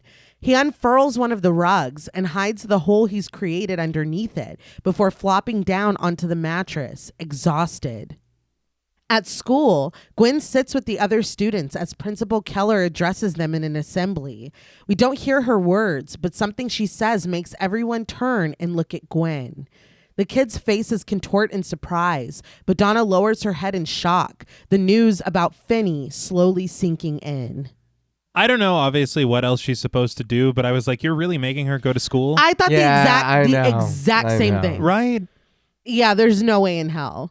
Also, you're not leaving my site. Like, Right. no. You're coming to the fucking Springfield nuclear power plant with me. Whatever. Like, Langdon Alger. we're wearing the suits. There's no way. In the basement, Finney sits against the wall, staring at the black phone and gnawing at his thumb. But when he hears the door opening, he jumps up. The grabber comes in, wearing his mask and a knitted blue sweater. So just very quickly about this basement set. Mm-hmm. It was designed by production designer Patty Podesta. She actually has a couple of credits for Hannibal, which is really cool. Okay. Ooh. And Black Phone 2. Yeah. But she had said that all of the interiors and the spaces that were designed and decorated were mostly inspired by Derrickson's memories of this era, especially in Denver in the 1970s. Okay. But this basement in particular, she said that it was designed almost as a metaphysical space. And it's supposed to kind of feel a little surreal in its environment. But something that was very interesting to me, because it was something that I kind of connected to maybe the marketing of Sinister, where the hand is dragged on the wall and it leaves like that giant, Bagul situation. Yeah. That dividing line in the wall of this basement. And what she said was they called this the Rusty Horizon. And what it's meant to be is this metaphor that kind of signifies a tear in the universe. Okay. And so maybe this is connected in some way to what's allowing the black phone. Oh, that's interesting. Yeah. And she had also said, I guess the lights in the screenplay, they had said that they only wanted one light in this entire basement, and it's just whatever comes through that small window up there, which would have made the film darker. Yeah. It's dark enough. It's dark enough.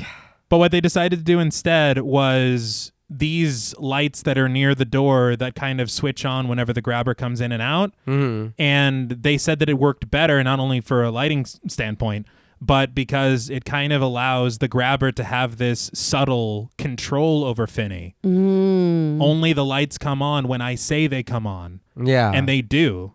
And so it's a little added layer that only makes it a little more unsettling subtly. Yeah.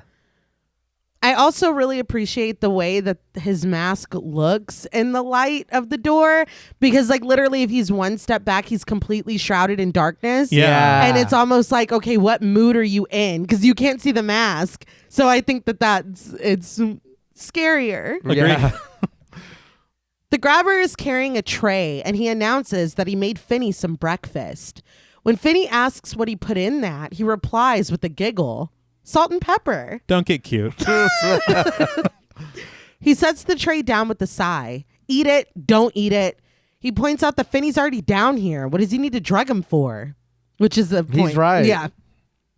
Without another word, the grabber leaves the basement, but this time the lock doesn't click into place.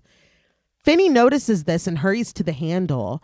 He pulls it open slowly, but just as the door starts to move, the black phone rings. I'm like, Finney, goddammit, wait! He's on the stairs. Yeah. And do you think for a second that everything is not exactly how he wants it to be? Yeah, he's clearly had Yeah. practice. Finney answers, and it's another boy's voice warning him, don't go upstairs. Finney turns to the door, questioning, why not? But the boy tells him that it's a trap. Finney asks if he's talking to Bruce, but the boy doesn't know who Bruce is. Finney explains that he was just talking to Bruce. He's a baseball player. The boy counters that they don't play baseball here. I was like, oh my God. Yeah. So Finney asks, who are you? Suddenly, a boy appears next to him, ashen and gray. A deep gash in his cheek rains blood down the side of his face and neck. We still hear his voice through the phone, but the boy's lips match the words when he admits that he doesn't remember who he is. Finney prods. Did he play soccer? Football? The boy delivered newspapers, and Finney realizes now. Billy. He's Billy Showalter. The boy allows. Maybe. Billy, played by Jacob Moran, backs away from him, gliding past this revelation to repeat his warning. Do not go upstairs. Finney questions, what is he doing? Standing behind him now, Billy says that he's waiting on the other side with that fucking belt. He steps up close to Finney, warning that he didn't say that Finney could leave, so if he tries, he's going to punish him. He'll beat him with that belt until he passes out. He admits, it hurts, kid. It hurts real bad. Turning his back to Finney and walking over to the phone, he says that Finney's going to cry. He's going to beg him to stop. They all did, but he'll just keep beating him. He hangs up the phone and disappears. The call in Finney's ear is disconnected. I love the way this plays out so much. Mm-hmm. I love his very weary hand reaching for the hook to hang up the phone. Yeah. And then it's just gone. I like this supernatural element, the way it sounds. Yeah. And how Finney is unaware except for what he hears on the phone. Right. I just think it's very, very well done. Oh, no. Yeah. Very, very well. Finney walks over to the wall, oblivious to the boy that was just standing behind him, and he hangs up the phone. Still, he opens the basement door and starts to creep up the stairs, each one creaking faintly under his weight. Finney, what the fuck are you doing? I know. He's like, let me see for myself. Well, but Bruce told him already, and that was true. Mm-hmm. So just believe what Yes! this ghost is telling you. It seems like they have a lot of horrible inside knowledge. Yes. But I mean, maybe this was also just for us to see that it's confirmed. Right. Although, I mean, you don't really need Finney doing it. We could just go upstairs. Yeah. Finney stops, but we continue to climb around the corner where the grabber sits in a chair in his kitchen. Upon his reveal, the score swells and we linger on him, shirtless, the bottom of his smiling mask traded for one with a deep scowl. In his hand, he holds a thick leather belt. He sits quietly, just as Billy promised, waiting. So Derrickson said that the grabber was never intended to be shirtless in this scene. Mm-hmm. But he said that Ethan Hawke showed up to set in amazing shape and he looked great because he had gotten into shape for the Northman. So he was like, no, we're taking your shirt off. Yeah. Right, pop that bad boy open. Finney retreats back into the basement where the tray still sits on the ground, housing a glass bottle of lemon soda and a plate of scrambled eggs. He kneels before the plate and starts to devour the eggs with his bare hands, stopping only to take a desperate gulp from the bottle. Gwen has fallen asleep on her desk in class, and Mrs. Fulgrim, played by Christina Arjona, gently wakes her up. She tells her with compassion to go to the nurse's office and get herself a nap. Gwen gets up and leaves the classroom. Down in the basement, Finney has fallen asleep after breakfast, but he wakes up when the black phone rings again. When Finney picks it up, it's Billy's voice on the other end. He says that Finney told him that his name was Billy. Finney affirms this. Billy Showalter. But Billy snaps at him not to call him that. He doesn't remember that, and it's not who he is now. Finney notices the empty soda bottle on the tray, rocking back and forth on its own before it finally topples over. He asks Billy what he does remember. Billy reminds him that he told him he was a paper boy. Finney accepts this, so Billy moves on. He draws Finney's attention to the wall across from him, to where it's separated from the floor. Billy tore a long cable loose from down there, and he kept it hidden. Finney wonders what he's supposed to do with that. Suddenly, the tipped bottle begins to spin wildly on the floor until it comes to a stop and slightly lifts into a point. Finney follows the direction over and up to the window. He stands, looking up at it for a thoughtful moment. I thought this was very cool. Yeah. I agree. But Gwen is taking her nap in the nurse's office when she is struck with more images in her dreams. A boy rolling up newspapers and banding them shut with an obedient dog watching him. We finally see Billy Showalter with the newspapers loaded up in the basket of his bike. He rides down the street, tossing papers to each house with his dog trailing behind him. Derrickson had mentioned on commentary in this flashback, Billy's jacket is like a bright orange. It's some team. I can't remember. Whatever. Okay. The Broncos, maybe? Sure. Are they orange? They're orange and blue. Yeah. It was probably the Broncos. Edit out what you just said. Anyway, you came to it yourself. Yeah, only me. Mm-hmm. It's a bright orange jacket. I'm thinking of The Office. Only me. Yeah. But in the basement, it's gray.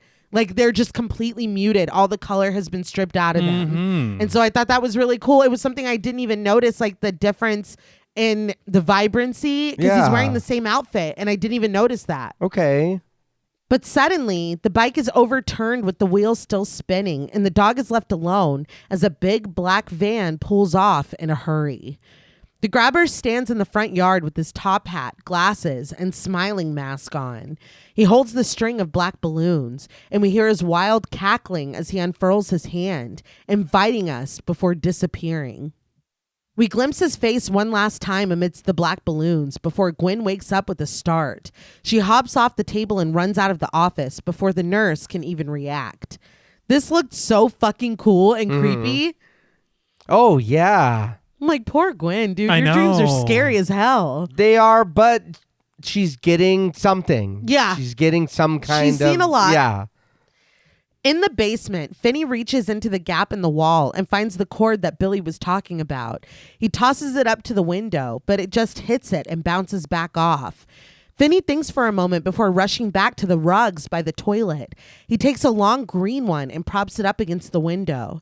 Finney slides the cord inside and patiently feeds it through until it comes up out of the top and loops around the slats covering the window. I don't know if Finney is hallucinating at this point.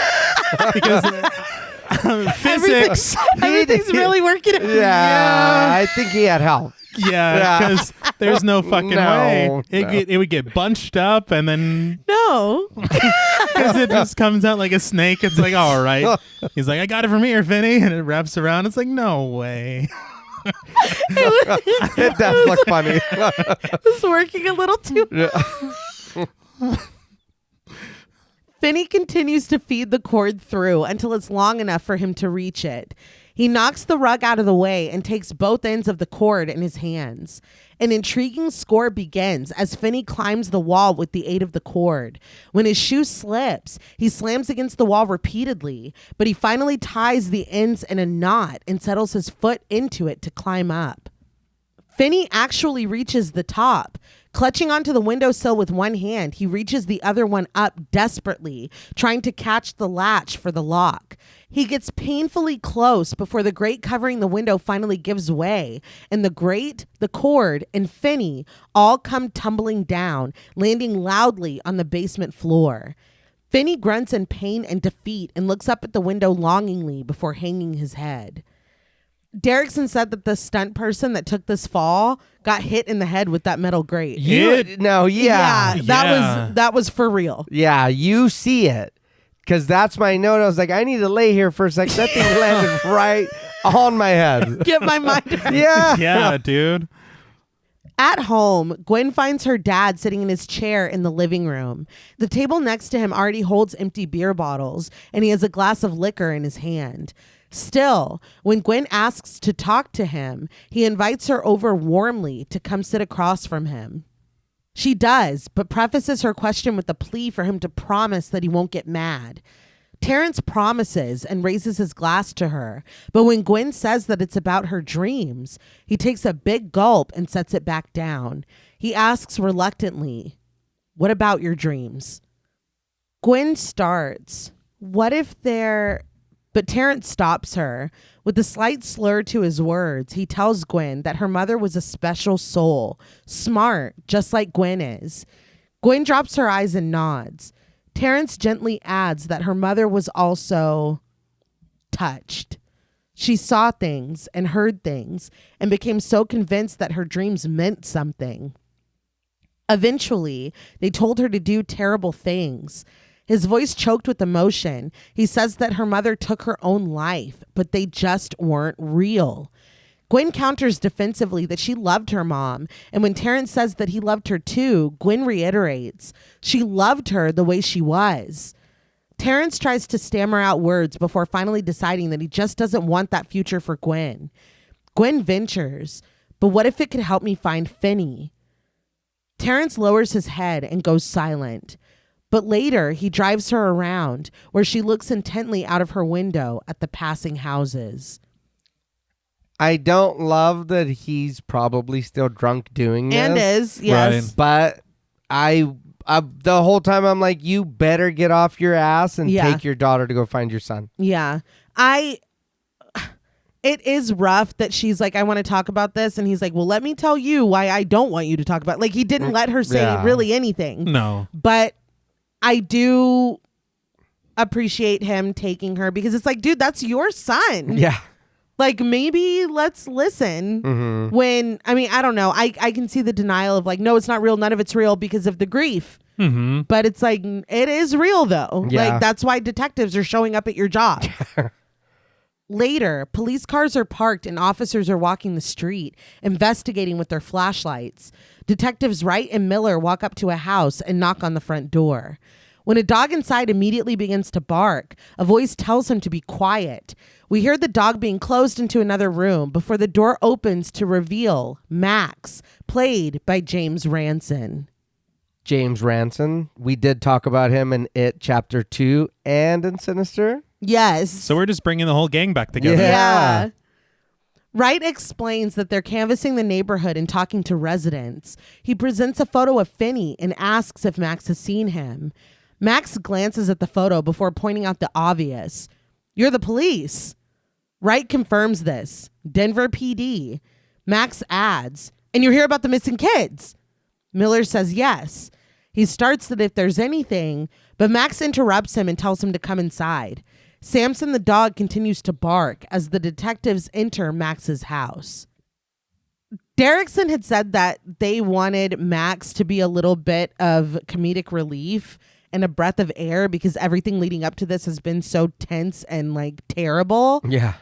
And it made me laugh because he said that James Ranson, once he got like, I think those are his sideburns. And once they put the mustache on him, the mustache isn't real. Once they put it on him, he was like, I feel like Nicolas Cage in Raising Arizona. His hair, is it a wig? I think it is. Okay. Because I was like, something's not right here. Yeah. But I feel like in this scene, I appreciate the little bit of comic relief. Yes. I think where it goes, there's something about his character that I feel like there was a missed opportunity. I can see both sides. We'll talk. We'll talk when we get there. Okay. Yeah. As soon as the door is closed, Max launches into the facts. All the kids live in the same district and they walk to and from school. They were all grabbed on the way home from school except for Robin Ariano. He was grabbed on a Saturday afternoon on his way to the store. Max is standing in front of a board where he has all the information from the investigation pinned up. Wright starts that they're well aware of this, but Max implores him to just listen. He has to grab these kids and get them back to his place very quickly, which means he has a house with a garage. He also can't risk them getting away or waking up if he's knocking them out. He indicates the map in the center of the board, stressing that this all means that the grabber lives somewhere in this area. Miller starts with the Mr. and Max supplies. It's Max. And when Miller calls him Mr. Max, he snaps that it's not Mr. Max, it's just Max. His friends call him Max, and since they're all working on this case together... What? He tried it. He did. Wright asks how long Max has lived here, and Max reveals that he lives in Durango. He's just crashing here at his brother's place. Wright and Miller exchange a look, but Max continues that he's been reading about this case a lot, and he's in between jobs right now, so they could really use his help on this. Wright interrupts. He tells Max to keep working on this, but if he sees any of the kids, he can give them a call. Max takes his card and adds, or if he has any new leads, right? Walking to the front door, Wright just repeats himself to call if he sees any of the boys. Miller adds that Max also might want to tidy up before his brother gets home. He indicates the coffee table on his way out of the house behind Wright, and Max glances down to see a pile of spent peanut shells and 3 lines of Coke that he left on the tabletop. He chastises himself. Stupid, stupid, stupid moron. He sinks back down onto the couch, sighing. God damn it, Max. But he quickly leans down and snorts the Coke. He's just trying to crack the case open. Emphasis on crack. We glide down the interior of the house, down in the basement beneath Max's oblivious feet, where Finney sits on the mattress. So the first time that I watched this film in theaters, I did not see this as a reveal. Mm-hmm. In my mind, I was like, oh, it's just a neat transition. Oh. Okay. And I didn't clock it. And I'm like, when you watch it again, and probably many, and most people on the first try, first watch, we're thinking, yeah, this is beneath his very feet. Right. But I didn't clock it. And it took me the second time, and then you start seeing these seeds planted earlier. Yeah. He might hear Yes. you. Yeah. You know, and then there's even more in just a few that it becomes very clear and very obvious. Yeah. And I think it did take one line from the grabber a little bit later that I was like, oh shit, I think he knows him. Yeah. Acquainted. Yeah. Yeah, they're familiar with each other. But it's like, and I love that it's not all explicitly stated. You have to kind of piece it together that he took Finney thinking he was going to be alone. Yeah. And after he got him home, then the phone rang, then something came up and it's all fucked up. And it's like, did his brother lose his job? And he's like, look, I need a place to stay. Like, you can kind of piece together the chain of events, why this is different than all the other boys that have been taken. Yeah. Or you can just think it's a neat transition. Or you can. That's very good for a first try. I did like it, though, because you're confused as to why Gwen dreamed about this house if it's not the house. Yeah. And then you're like, oh, it is the house. Mm-hmm. It's very well done. But I can see also why you would think that, because that would be a cool transition. Yeah. I mean, it is. It is, yeah. Finney gets up and drops down into the pretty deep hole that he's dug into the floor, and he starts scooping out more dirt with his hands. Later, he's sitting on the mattress when the light comes on. Before the grabber can open the door, Finney dives down and feigns sleep. When the door opens, the grabber stands there with another tray, breathing deeply. He watches Finney for a moment before intoning that he knows he's not sleeping. Finney drops the act and sits up, declaring that he's starving. The grabber suddenly tells Finney to share his name. Finney asks why he cares, and the grabber admits that he usually doesn't. He eventually finds out in the paper. They always print a nice big photo with all the details he could ever want.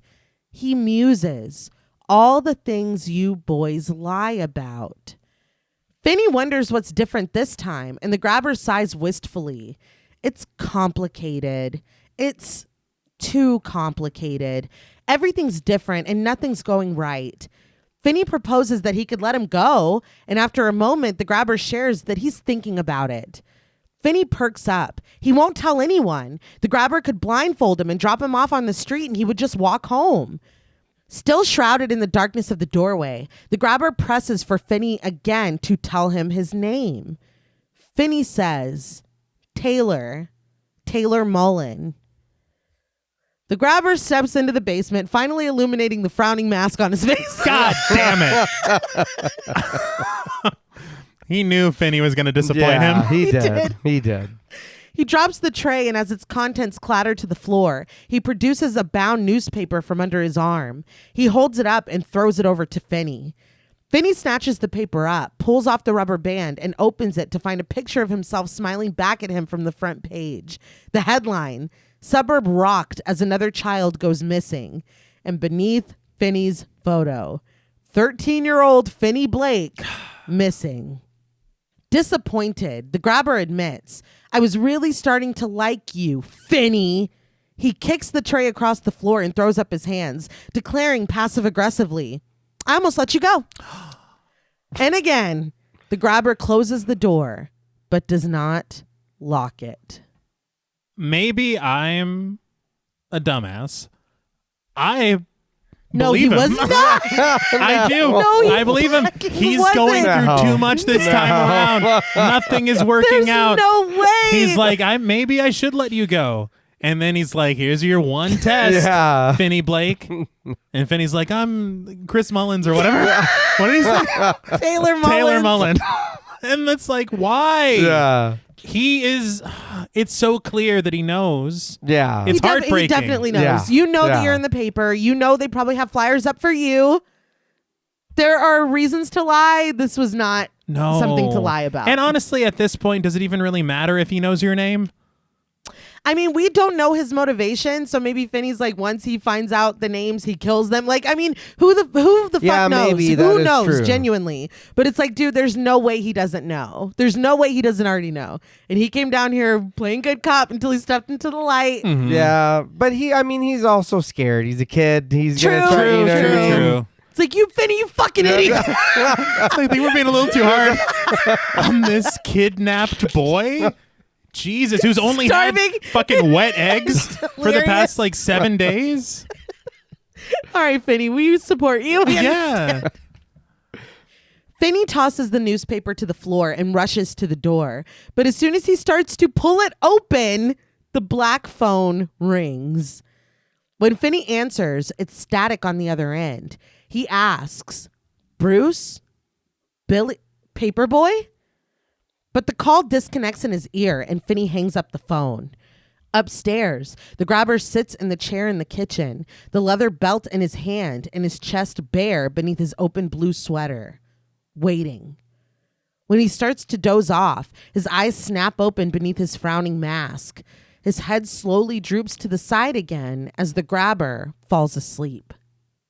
I guess he's lucky that Max doesn't come in for like a midnight snack or something. My only hope is that Max also knows other people in Denver. Yeah. And maybe he's Just out. couch surfing. Yeah. Because otherwise, you're right. In the basement, Finney is scooping up the spilt scrambled eggs with his hands and depositing them in a pile back on the plate. Later, he's asleep on the mattress when a steady dripping wakes him up. He sits up and takes out his rocket flashlight to scan the room. He looks first to the silent black phone before trailing the light over the long crack in the wall. He continues, slowly scanning the wall, the floor. But with a sharp musical sting, the light finally finds a boy, suspended midair. He's on his back, his arms and legs limply dangling and his head lolling with his throat slit. Blood has dried on his face and his arms, and his eyes are bruised. It's this blood that is falling steadily on the floor, tapping loudly against the tiles with every drop. Visually, this is a very, very frightening and cool image. Mm-hmm. I don't think that Finney should be able to see it.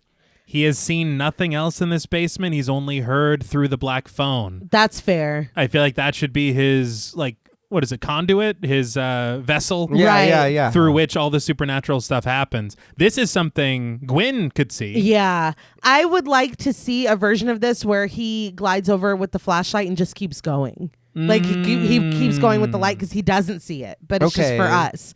That is interesting. I like that. Finney raises the light from the blood on the floor to the floating boy, who raises a hand and points. Finney looks over and finds that he's pointing at the black phone. It doesn't ring, but Finney still picks up the receiver and asks, "Hello?" When he turns around with his flashlight, the boy is gone. After a moment, the voice on the phone tells Finney that he doesn't have much time. The grabber hasn't been sleeping. He thinks this might be it, that he's going to figure it out. Finney asks who's going to figure it out. The voice tells him, his brother, upstairs. He laughs. Finney asks, "Are you Griffin? Griffin Stagg?" Griffin, the bloody boy that was just floating in the center of the room, played by Banks Repeta, offers that he probably is. See, even the spirits are starting to see that the grabber is not as about it as he normally is. So that, to me, that's why I was like, maybe what would have happened if he's like, "What's your name?" And he's like, "Finney Blake." Yeah, I still don't think so, but maybe. I'm holding on to hope. He already had that mask on. He knew what he was He doing. did, but he's like, "I'll be right back." And then he's fucking Conrad Veidt again with the smile. He admits that it's all a little hazy, but he imagines that Finney knows all of their names. Finney says that every kid does. He didn't know Griffin. Griffin asserts that nobody did. You spend so many years invisible, but then every kid in the state knows your name. Cargill wrote that line, and he said that after the film came out, and even with the test audiences, that line resonated with so many people that nobody knew his name, and then now everybody does in this like really horrible way. Yeah, I can see why it would. Yeah. He warns, "You don't have much time." We press in on Finney's face as he questions, "Why hasn't he killed me?" Griffin explains that Finney won't play the game. You have to play the game. If you don't play, then he can't win. Finney doesn't understand what the game is, so Griffin tells him, "Naughty boy." If Finney doesn't play naughty boy, then the grabber can't beat him. And if he can't beat him, he can't move on to the next part. And the next part of naughty boy is his favorite part. Finney asks what the next part is, but Griffin just laughs in his ear. His voice suddenly grows serious when he warns Finney again that he doesn't have much time. Finney points out that he already said that. Griffin says that the grabber hasn't been sleeping. Finney responds that he already said that too. Griffin says that the grabber is sleeping now, though. He passed out in his chair waiting for Finney to play. Finney wonders what good that does him, though, but he raises the beam of his flashlight to the basement door and realizes it's still unlocked. When he says this out loud, Griffin repeats it. Amazed, Finney asks if he should just go. Griffin replies that there's a combination lock on the inside of the storm door. It was his bike lock, which, like, the grabber really, dude? Yeah. That's fucking wild. Yeah. To recycle? Yeah. Unbelievable. The grabber took it when he took him. Finney asks the combination, but Griffin admits that he doesn't remember. Finney is like, Griffin! Griffin does remember that he was afraid to forget it, so he wrote it down. He carved it with the bottle cap into the wall. Finney frantically demands to know, which wall? Griffin says that it's the wall to Finney's right. It'll be about shoulder height when he sits down. Finney drops the phone and hurries to the wall, scanning its surface with his flashlight. He finds it there, scratched into the worn wall. 23317. Finney repeats it to himself, and when he reaches the phone again, he says it to Griffin. Griffin offers, if you say so, but Finney still has more questions. Is it 2231-7 or 23-3-17 or 2-33-17? Griffin just repeats that he doesn't remember. Finney's going to have to try them all, but Griffin cautions that he's going to need to be very quiet about it. Finney thanks Griffin and hangs up the phone. He squeezes the flashlight tight in his hand and marches toward the door, repeating 23317, 23317. The door creaks when Finney pushes it open. He mounts the stairs and finds the grabber, sitting in his chair in the kitchen, slumbering and snoring behind his mask. Still, he holds the belt in his hand. Moving as quietly as he can, Finney crosses the kitchen, keeping a nervous eye on the grabber as he passes him. But the grabber continues to snore. Finney enters the living room where Max's investigation board still sits propped up. Carefully, quietly, Finney opens the front door and finds, as Griffin promised, the lock holding the screen closed. Maybe that was when I realized that it wasn't just a transition shot. Because Okay. I'm like, oh, Okay. that's his board. Yeah, that's the living room we just saw. Yeah. He grabs the lock, focused, and turns it. Finney spins the lock, pulls it. It's the wrong combination. He glances around nervously, but the sound of the grabber's snoring starts up again. Finney spins the lock, pulls it. Again, it's the wrong combination. Finney tries the last combination of numbers, but our focus shifts from him to the grabber, sleeping in his chair behind Finney. Finney spins the lock, pulls it. It opens. At the sound of the lock, Samson the dog starts to bark and slam against the closed door next to Finney.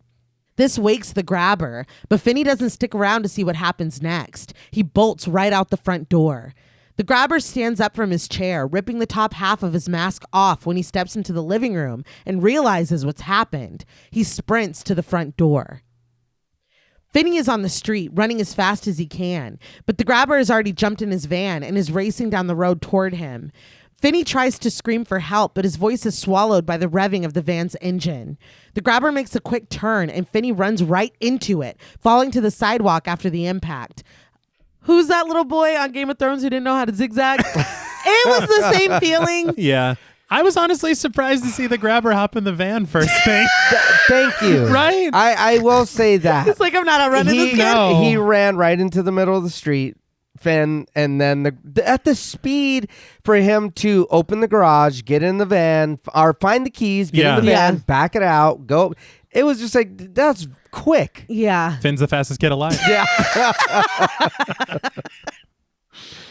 Finney immediately gets up and tries to flee, but the grabber has jumped out of the van. Finney barely has time to call out, "The grabber!" before he's tackled. As the grabber subdues the child in the grass, the porch light of the house next to them turns on. The grabber pulls a knife from his belt and presses it to Finney's throat, warning him that if he says one fucking word, he will gut Finney like a pig right here in the street and strangle him with his own intestines. A porch light across the street turns on, but the grabber watches the houses with intense eyes until one of the lights goes off, quickly followed by the other. With the occupants of the houses no longer concerned with the noises outside, the grabber sits up and looks down at Finney. He growls, "Nighty night, naughty boy," and punches Finney in the face. Everything goes black. Finney is unconscious when the grabber throws him back onto the mattress in the basement. Max's voice floats down from upstairs, asking what all that noise was. The grabber dismisses this. Samson was just barking at something. He assures his brother that it's nothing, and he tells him to go back to bed. The grabber slams and locks the door. So Max was home. Yeah. He was. Which was this is bold behavior. You're sitting in the fucking kitchen just looking at the door. With your scary ass mask on. Yes. Yeah. And your shirt open. That's open. true. And then just falling asleep. This is reckless behavior. Yeah. Gwen wakes up in her bed the next morning and sits up. She immediately goes to her dollhouse and takes out her instruments of prayer. And so she prays, starting with, "Jesus, what the fuck? I mean, what the fuck?" She asked for help and he gave her clues that don't mean anything. Then this morning she wakes up with no dream at all. She asks Jesus, what the hell is wrong with him? He let the grabber take Finney. She warns him not to tell her that he doesn't get involved either because he's been giving her these dreams. She suddenly realizes with a sigh, unless maybe you're not even real. Finney wakes up with a bloody nose. He wipes it away with the back of his hand, and when he sees his blood smeared there, he laments, "Son of a bitch." The black phone starts to ring, but Finney responds with a no. "Fuck you." It continues to ring, and he quickly relents and snatches up the phone. When no one answers on the other end after Finney prompts them to say something, he questions, "Do you even know who you are?" Which is mean. Yeah. The voice that answers is new and gruff. "What the shit kind of question is that?" He turns it back to Finney. "Do you even know who you are?" Finney responds that he's Finney Blake, and as we glide across him, we see that there's another boy sitting with his back to Finney on the other side of the mattress. When he speaks, his voice sounds through the phone pressed to Finney's ear. "Well, nice to fucking meet you, Finney Blake." Pointing, he declares, "Right here, this is it." Finney doesn't understand, so he explains. It's the horrifying nightmare end to Finney's pathetic little life. Suddenly, Finney realizes, holy shit, it's Vance Hopper. He tells the boy that he remembers him. He used to scare him. When Vance, played by Brady Hepner, turns, we see his bloody profile. He says to trust him, because if Finney knew what he had coming, he'd be fucking terrified.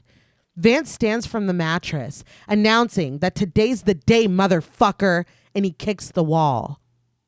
Suddenly, it's daytime outside of the grab and go. Fox on the run by Sweet plays as we glide past the gathered kids outside.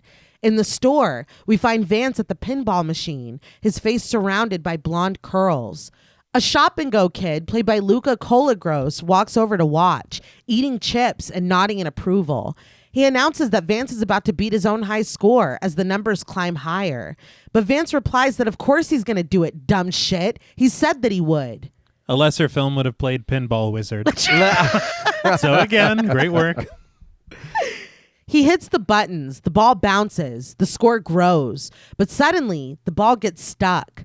Vance and the other kids stare at this in disbelief, and with just the worst timing possible, two kids, Jackass 1 and Jackass 2, played by Scott Derrickson and Braxton Alexander, start roughhousing in the aisle next to them. Derrickson? Yes, this is his son. That's great. He said that he wanted to include him, but he was too old to play any of the kids, any of the basement kids. Okay. So yeah, I was like, that's hilarious. One kid is knocked into the pinball machine and the impact shakes the ball loose, effectively ending the game for Vance. Vance rages, grabbing the kid and cussing at him, informing him that he wrecked his game. He throws the kid into a magazine display, and as the disapproving woman behind the counter picks up the phone to call the police, the second jackass gets Vance's attention, brandishing a switchblade. This posture is very funny to me. It reminded me of Cotton Hill when he's like, "Come on, grease monkey." It was really funny. He was ready for it. It was. But even with his weapon, he rushes Vance and is quickly taken down. The first jackass rises and pulls Vance into a headlock, but Vance gets free and beats the shit out of both of the boys. He slams the second jackass's head against the floor repeatedly, and when he spots the dropped switchblade, he takes it. He uses the point at the end to carve the numbers 7741. He goes right back to his pinball machine. It slowly segues into Super 8 here, which is really fucking cool. Yeah.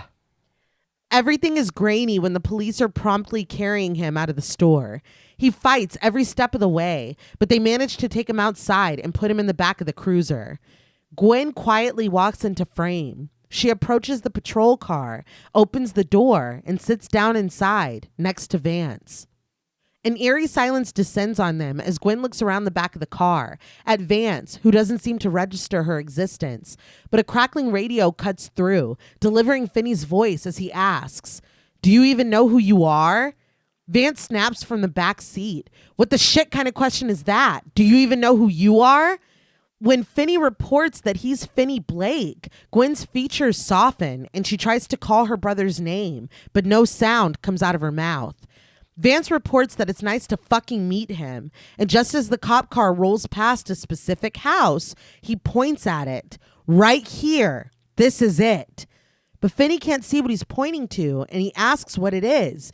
Vance replies, "The horrifying nightmare end to your pathetic little life." Gwen lets herself out of the car as Finney realizes, "Holy shit, you're Vance Hopper. I remember you. You used to scare me."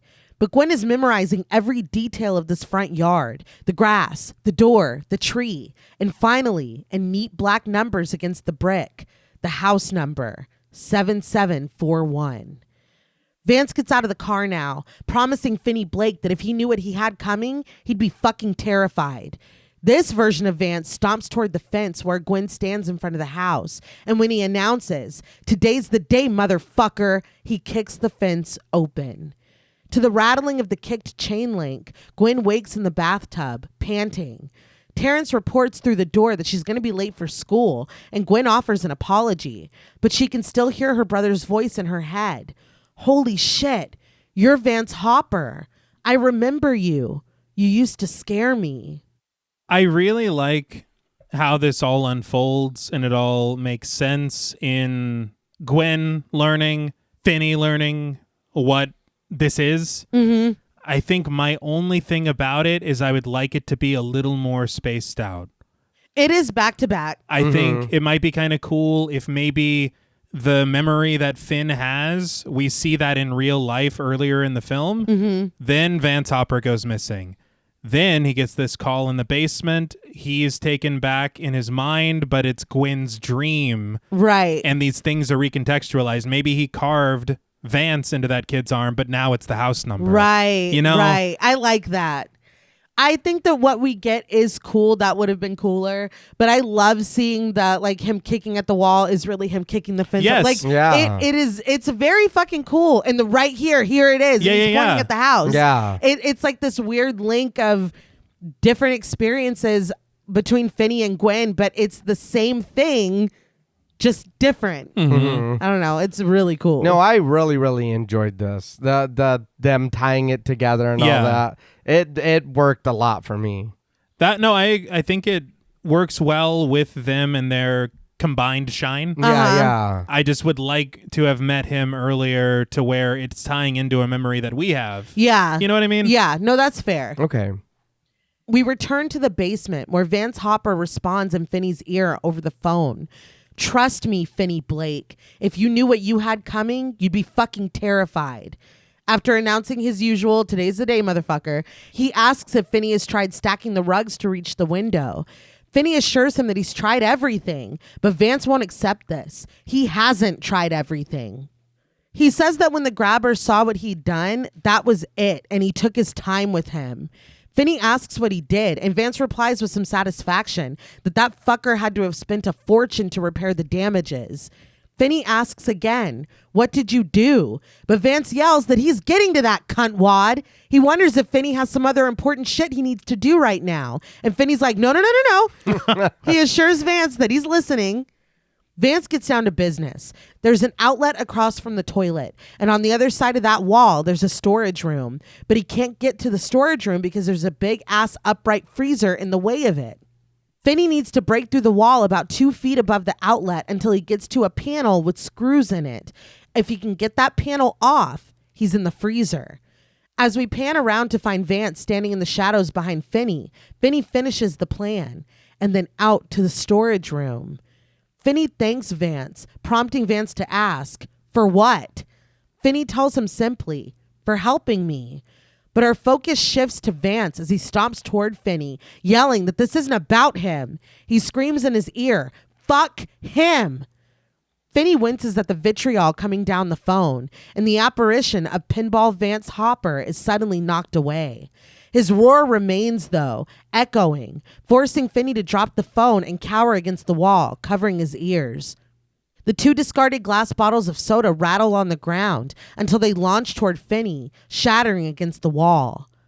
Visually, it is interesting to see him just kind of hurled into this abyss, but I don't really get why it happens, and I don't really think it works here. Maybe the other kids are like, "Come on, Vance, leave him alone." You're being a little hard on him. But He's going through a lot right now. I think the only thing that would make sense is if the grabber also has access to this world and he's trying to keep Finney from doing shit, but he doesn't. Right. There's no indication of that. Yeah. It is odd, and it's the first time that I don't know if it is maybe because of his anger. I don't know, because it is the only time we see something like that, and it's the only kid that's like this mad. He Maybe I'm is equating the mad, two. but we've already seen the bottle being pointed at the window. Yeah. So they have done stuff before. True. Well, that yeah. but I mean his fucking He's being backflip and snatched shit. away. Well, yeah. Like there's a demon in here too. Yeah, it's him. That's something. Yes. We don't have time for that right now. The cacophony eventually subsides, and Finney takes a moment to catch his breath before getting down to business. He walks to the toilet and takes the lid off the back. Using it, he bashes into the wall, just as Vance told him to. Time lapses as he works diligently, only taking breaks to scoop handfuls of water from the toilet tank to drink. Derrickson said that they really just let Mason Thames break this wall down with this. Oh. And that the sweat, like matting his hair to his head, is real. Like he really was exhausted after breaking this wall down. Okay. Finney finally reaches the panel, just as Vance promised, and he uses the end of his flashlight to loosen the screws. Using a washer he finds in the toilet tank, he's able to take them out completely. Finney removes the panel and then a metal grate, and inside this new area, he finds shrink-wrapped frozen steaks. Finney crawls into the freezer as hopeful music swells. He bashes his shoulder against the door rhythmically, but we see that inside the storage room, the thick double doors of the Unico freezer are barely rattling under his weight, still held securely closed by the metal handles. After a moment, Finney stops and slides out of the freezer and back into the basement. He shrinks into the corner and sobs openly like a small child, his hope fading from him. But when the black phone begins to ring, Finney finds the strength to get up and answer it. This is heartbreaking to see him so defeated. Yes. Yeah. I was really surprised at how emotionally effective it was. Yeah. It's like, dude, like, can you imagine? No. It feels like you're so close. Well, he tried and he did exactly what he was told. Yeah. And it's still just... And it keeps happening. Every single bit of advice you're giving me through the black phone, it seems to only make things worse for me. Yeah. And just a sidebar, but I've been eating scrambled eggs this whole time, and the grabber is clearly set for T-bone steaks. Yeah. He's lousy with steak. What the hell? Finney asks, "What?" And a familiar voice replies, "Hey, Finn, what's happening?" Finney recognizes Robin's voice immediately. Robin tells his friend not to cry, and Finney swipes the tears off his face, adamant that he's not. But Robin knows that he is. He can see him. He says that he's with Finney. He's been with him this whole time. He assures him a man never leaves a friend behind, just like his dad didn't leave his buddies behind in Nam. He reveals to Finney that that's why his dad didn't come home, and Robin isn't coming home either. But he's not leaving Finney behind. Finney reasons that they'll be together soon, but Robin says fuck that. He asserts that Finney is not going out the way he did. Finney says again that he's tried everything and nothing's worked, but Robin corrects him. Yet. He asks if Finney remembers what he told him. Finney guesses that I need to see Texas Chainsaw Massacre. Robin says before that. And Finney remembers, someday I need to stand up for myself. Robin advises that someday is today. Today is the day he stops taking shit from anybody.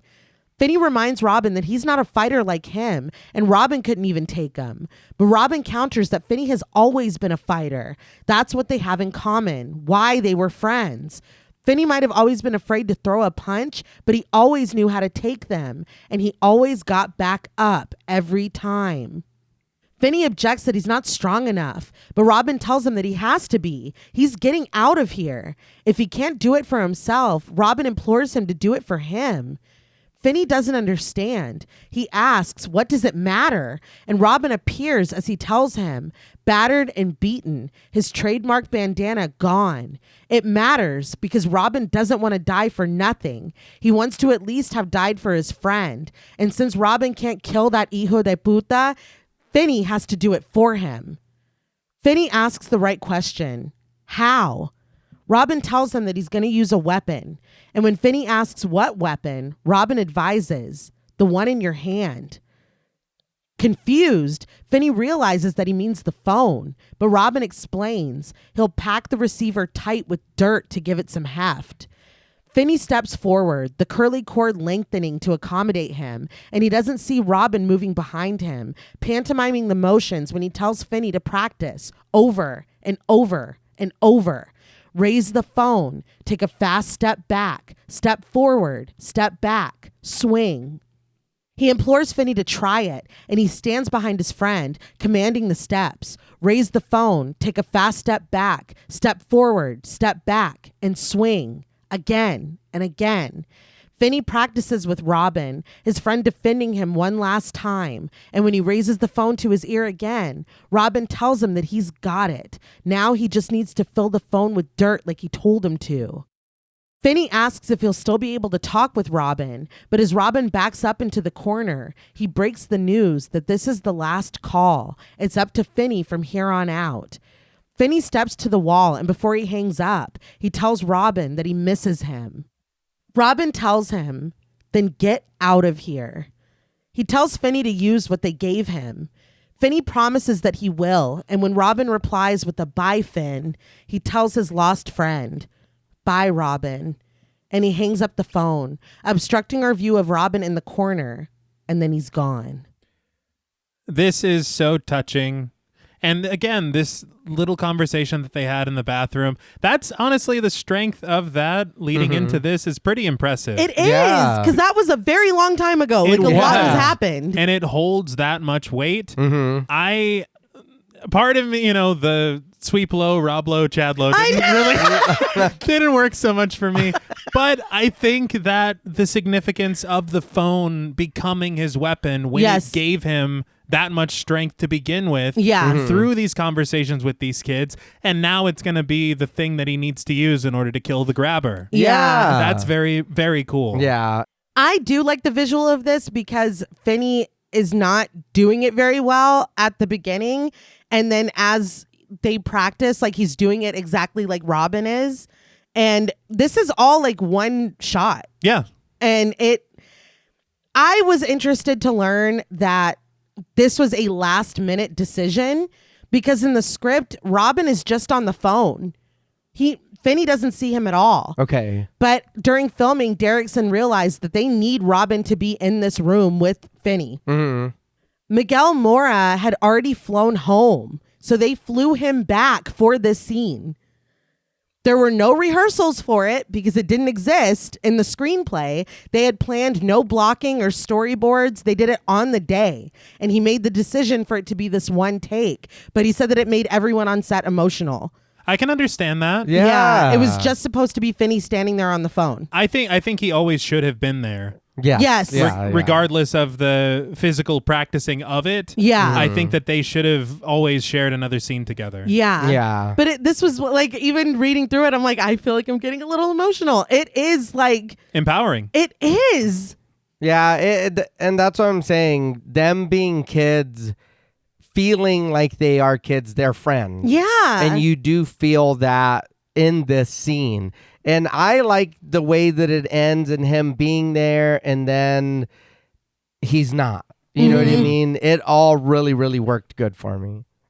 And him being like, this is the last call. Like, now it's that you. That was sad. Yes. Finney immediately puts the plan to work, using the flashlight to saw the phone cord loose. He gets a mound of dirt together and packs the receiver full of it, just like Robin told him to. The off-hook droning somehow sounds rapidly from the phone, and it's only quieted when Finney hangs it back up. He twists screws into the wall and ties the cord around it securely. When he returns to the main area of the basement, he looks up to the high window to see that it's raining outside. Gwen is riding her bike through this rain with red boots and a bright yellow raincoat, and it does bring to mind it. Yeah. And that's another reason why he could not have been a clown. No, dude. Oh my God. No. Yeah. She's looking frantically at the house as she passes, praying, please, please, please, to Jesus, apologizing for saying that he wasn't real. Please be real. She continues to plead, looking so intently at the house numbers that she turns just in time to see 5 dead boys standing in front of her in the road. Gwen yelps, loses control of her red bike, and falls in the road at the feet of Billy Showalter, Vance Hopper, Robin Ariano, Bruce Yamada, and Griffin Stagg. But when she looks back up, there's no one there. The house that she just wrecked her bike in front of, though, looks very familiar with its squat chain link fence, its red brick, the twisted tree in its front yard, its black screen door, and its house number, 7741. Gwen takes all of this in before jumping on her bike and heading back home. Something very interesting that's just an aside. I read it in an interview. I think it was Filmmaker Magazine. But they were talking about how they are filming in like February for November. Yeah. And again, Wilmington for Denver. And so they're having to try to make this look like autumn when it's really not. Yeah. Yeah. But the interesting thing is that this tree that has so much character was completely fabricated by the production for the production. Okay. Wow. That's not a real tree. I am surprised. Yeah. Me too. That's impressive. Yeah. It fooled the hell out of me. Yeah. Hidden in her dollhouse, Gwen pulls out the little Bible where she stashed the contact card for Detective Wright. She rushes to the phone, dials the number, and as soon as she requests, "Detective Wright, please," "On the Run" by Pink Floyd begins to play. This music cue was fucking 10 out of 10 Yeah. for me. Oh, yeah. Her Perfect. asking and then everything dropping out. I fucking loved it. But was anybody else afraid that something was going to stop her on the way to the phone? I don't know why. The tension was so high for me. I will be honest, and I know it was just the one time we seen it before. The dad? I did too. I was like, fuck. I was like, just get to the phone. Yeah. I was almost afraid that the dad was going to be like, "What are you doing?" But I'm like, but he would want her to find Finney. Yeah. I don't know No, what yeah. I was so afraid of. Well, you're connecting to these characters. Yeah. The tension was just watching her run to the phone. I'm like, Gwen, hurry the fuck up. The grabber walks through a store and selects plastic sheets from the shelf. Meanwhile, Max does a rail of coke off the coffee table and stares at the investigation board across from him. We press in on his face as he tilts his head, his brow furrowed in confusion, before his eyes slowly begin to open wider. This moment of, wait. Ah! The grabber tosses the sheets into the back of his van, which is already loaded with tools and bags upon bags of lime. The rain batters the windows of the police station when something on the other end of the phone makes Detective Wright jump to his feet. He and Miller rush off. Max stands from the couch and walks closer to the board with his hands on his hips. He looks at the area he's sectioned off as the only likely place the grabber could live. He walks away. The detectives are heading toward the house in their car, just as Gwen is racing down the street on her bike.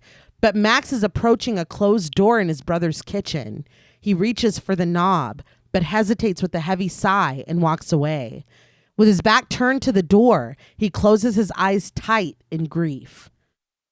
Finney is pacing back and forth in the basement, but a rhythmic creaking makes him stop. It's coming from the phone. As Finney stares at it, it begins flexing again, breathing in and out, becoming bigger and smaller. It doesn't stop until the light comes on in the basement, announcing someone's arrival. Finney gets ready. He sets the flashlight on the top of the black phone, posed as if ready for takeoff, and he arms himself with the weighted receiver. When the door slowly opens, Finney tightens his grip on the phone. His breaths deepen. He is finally ready to stand up for himself. But the gap in the door widens to reveal not the grabber, but Max. The two lock eyes, and Max can only breathe. No fucking way. He looks at Finney in the basement, marveling that he knew he was hiding something down here, but Holy Mary, Mother of God. Finney implores Max to help him, to call his father or his sister, but Max tells him not to worry. He's not here. He had to go into work. He stammers, introducing himself and telling Finney to stay calm. He realizes no wonder he was freaking out this morning. He's like, "You want to hear the story of how I found you, man?" Max. Yeah, I know. But I understand the excitement or the like what the fuck? He's in shock. What do you do? Like literally, what do you do? You're sitting here, you're hanging out at your siblings, and then it's like, oh my God, I think my fucking, you know what I mean? My sibling is a serial killer. And you've been trying to solve this. Yes. Yeah. How do you even feel about that? You just walk in fucking dungeon, there's a kid down there. I don't think it would be, hey, man, you want to know? Probably not. Probably not. He just did a rail of coke. He did. About 30 There's a seconds lot ago. going on inside. Finney is suddenly panicked, shaking his head and repeating, no, no, no, no, no. But Max tells him not to worry. They can talk about it later. He pushes the door open the rest of the way, revealing his brother, the grabber, descending the steps behind him with an axe gripped in his hands. He interrupts Max to ask him a question, burying the blade in the top of his oblivious brother's head. Max stumbles forward before falling to his knees and fully collapsing, dead. Poor Max. He did figure it out. He did figure it out. Can't take that away from him. Mm-mm. It heightens everything. And I think that I agree with your assertion that his character could have been utilized better. But I think that it is just this cruel moment of I was rescued. I was found. Yeah. And it doesn't matter. It's up to me. I think that it really drives home this point of, plus I like the duality between, because I know that Max is comedic relief and the cocaine is funny when we see he's like, God damn it, Max. And then just immediately, yeah. I know that it's played for laughs and it is successful in being comedic, but it's like, what did they go through? Both of them. That the grabber is the grabber and Max is an addict. What have we been through as children? And so I think that Derrickson really wanted a theme of the film to be resilience. And you see that dichotomy between Max and the grabber and Finney and Gwen. And I think that that's really interesting because what the hell happened to you guys? Yeah. Obviously doing some coke in the privacy of your own living room is not the same thing as what the grabber is doing. Right. But I feel like you've both been through something. And what is that? I think that is a very interesting conversation to have and thing to think about. Right. I think that it is just, if we're going to be doing something with that depth, then a scene and a half with Max. Yeah. And each time it means nothing really until we get this shocking kill. Yeah. It just doesn't work for me so much. And it's almost like, why is he even here?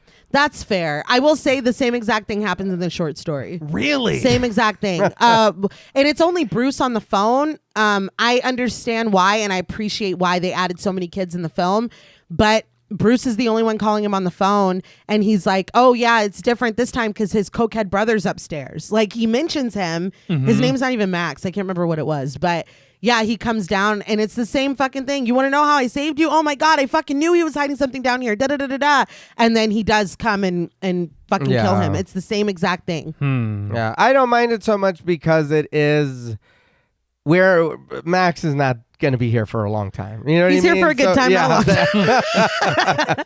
So for that, it's like, okay, let's give him some laughs and then, Right. you know what I mean? He's going to get out of the way. I do love this moment of Pink Floyd playing. Yeah. And the realization dawning on his face of, oh my God. Yeah. That I do What like. if? Yes, Yeah. yes.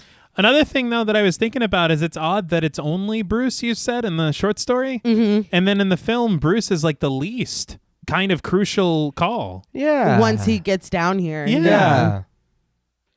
As the grabber, who has removed the bottom half of his mask now, finally steps down into the basement, splattered with his own brother's blood, Finney's breathing comes in frantic pants. And this is a mask combo we've not seen before. No.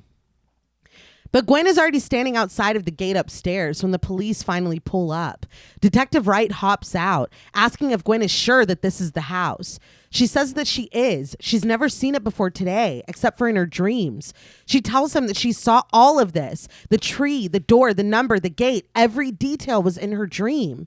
Wright tells her to step back, and she's whisked to safety by another cop, imploring the detectives to please hurry. But in the basement, the grabber tells Finney in a grave voice that he made him kill his brother. Finney denies this. It wasn't him. But the grabber interrupts that Max was an idiot, but he was his idiot.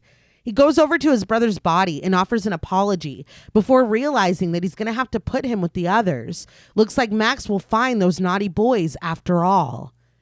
Upstairs, the detectives are banging on the door, demanding that it be opened up.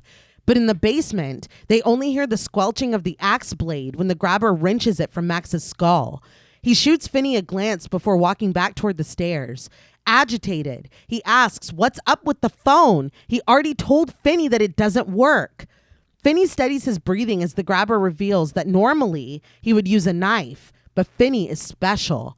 With Finney, he's going to take his time. He wants it to really hurt. He calls out for Samson, who comes dutifully, his chain leash dragging against the stairs as the black, what I believe to be Cane Corso, according to Google, I don't know dogs, enters the basement. I think he's scary looking. Yeah, he is. He growls and snarls at Finney, and the grabber pets his dog and grins.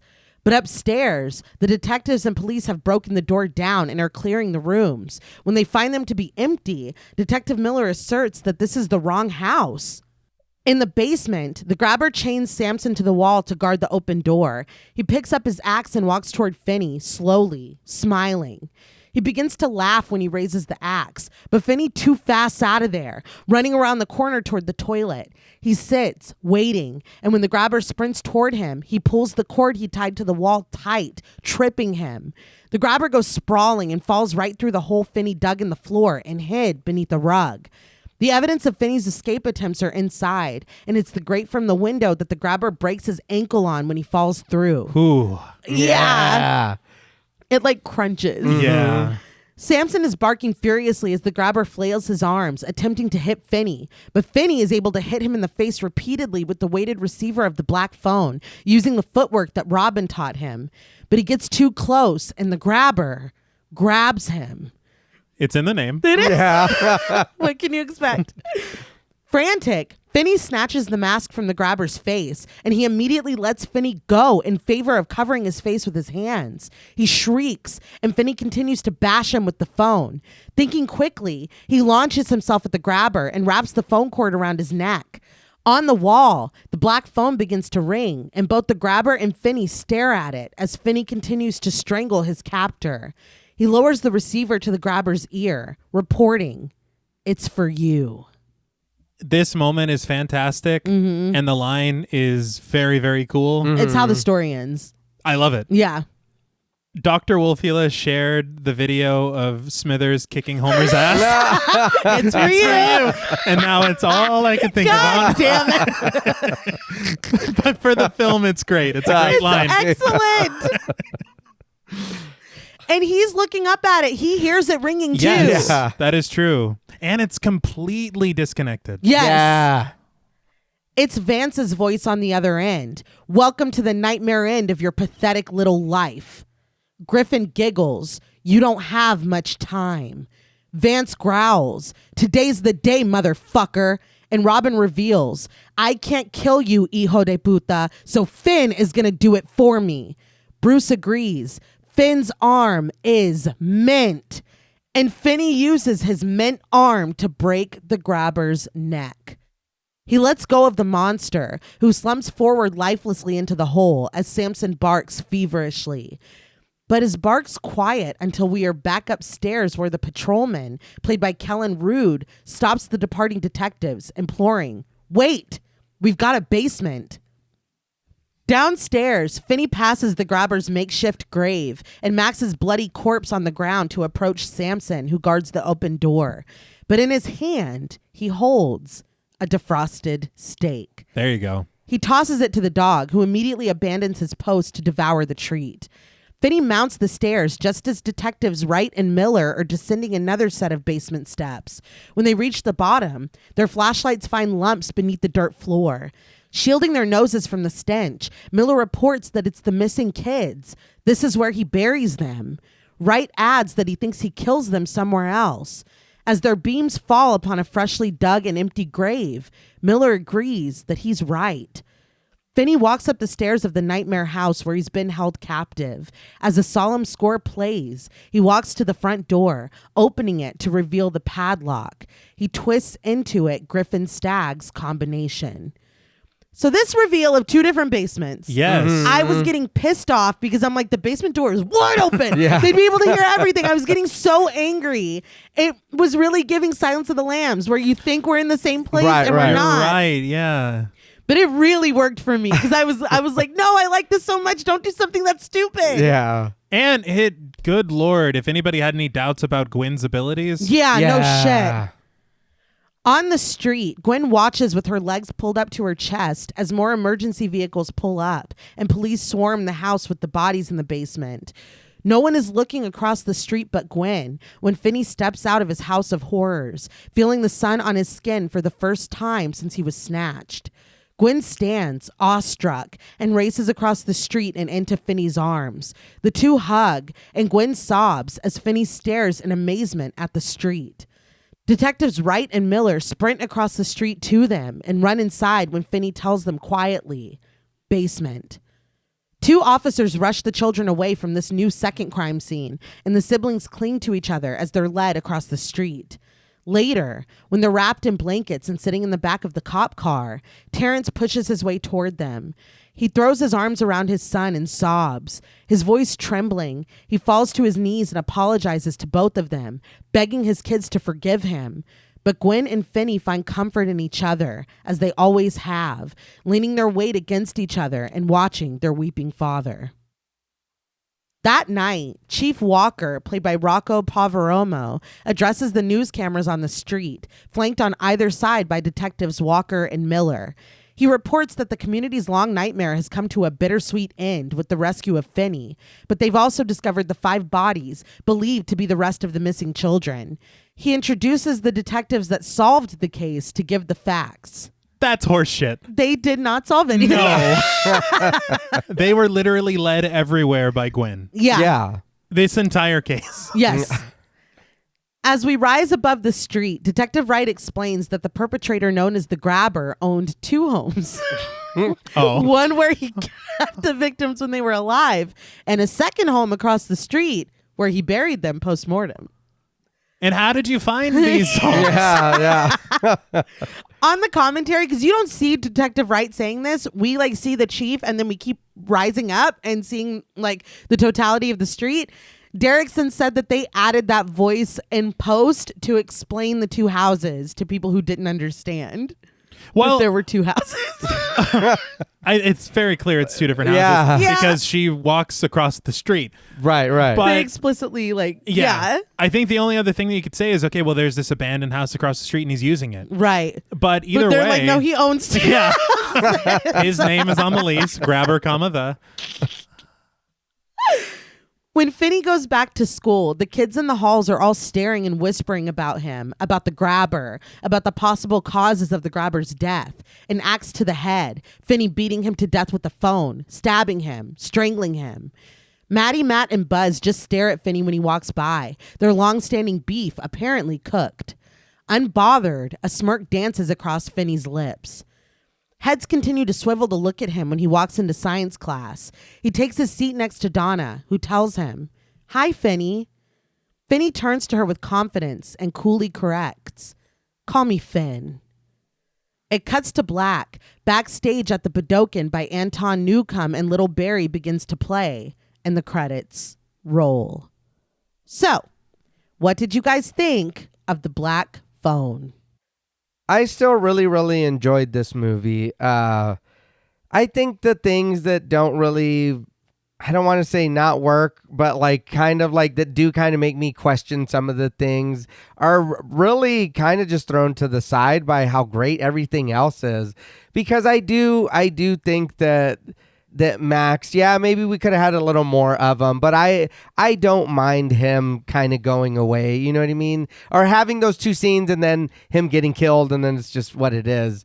The dad, I didn't really like the dad because I wish we would have, if we're going to sit here with them, let's get some more from him. Mm-hmm. Well, and the kids at the end when he's apologizing, they don't even look convinced. Yeah, they don't even look like they care. So it is like, well, for anybody, for me, it would be him. Why have him here? You know what I mean? We could just hear them tell of how horrible it is at home or see some aftermath of it, and we don't even need him there, you know? But overall, I really, really enjoyed a lot of what this movie did on this second watch. The dream sequences, Gwen is the fucking MVP, like for real. Mm-hmm. That little girl, Finn's sister, what a badass that little kid is. Wonderful character. The Grabber, very scary. It is very, like, again, if it was a menacing dude, then it would be like, well, that guy's the killer. You know what I mean? Yeah, for but sure. him just being a normal guy and kind of getting away with it, it's like, okay, it could be anybody. And them fighting at the end, I feel like it wasn't overdone. Whatever Finn did, everything played out and worked out the way it was supposed to. Oh, I dug this hole for what? What the fuck do I have this hole for? I pulled this cover off of the window for what? I dug to get these the steaks that this fool's eating when I'm eating eggs down here. You know what I mean? What did I grab this for? It all was for me to put that cover into this hole, for him to trip inside of it and break his ankle because I pulled this cord that you told me was down there. And then now to get out, I have to throw this defrosted meat so the dog will leave me the fuck alone. It's literally the culmination of everything. Yeah, it seems like it's just kind of little shit that, oh, I tried this, but it failed. And that is it exactly. They feel like failures. Yeah. And then at the end, he was being given the tools the whole time. Yeah, and it does for me anyway. It does play out pretty cool, and I do enjoy all of that. It's not anything that's like that kid wouldn't have been able to do that. If I fucking fell in a hole and broke my leg, and this kid's got a heavy ass receiver, he's probably gonna kick my ass. I'm fucking waist stuck in a hole. You know what I mean? So it's not like he was doing flips or anything. Whatever. He, like I just said, everything was set up. It happened, and it's like, okay, cool. I really enjoyed all of that. Yeah, I really appreciate how the narrative is told and how it really is. It isn't this thing that is this, and I understand the black phone could be considered this, but it's not this Deus Ex Machina moment where it is Max that rescues him. He did it all himself with the help of these poor, unfortunate kids. Yeah. And it is this whole thing of him using all of the things that they taught him, and it just works. I think that my love for the vibe of it also helps to counteract some of the things that I don't really appreciate about it. Yeah. I would like for Max to have a better role in this, even if it is just a scene between him and the grabber upstairs. I would like that too. Just one. How the hell are they interacting with each other? Yes. Is he wearing the mask with his brother? I don't know. I would love to see that. I'll give you that, because if it's normal to him, then he doesn't give a shit. Right. You know what I mean? Because that is kind of odd, because when he is out in public, he does have the big sunglasses, but he freaks the fuck out when his mask is taken off at the end. Well, even we see him when he takes Finney, his face is painted white. Yeah. So it's like then you're right, the hat and the big sunglasses and what the hell is going on? I think that's also another thing that I think could have been used. I don't know how, but you kind of went out of your way to establish him as a magician. Yeah.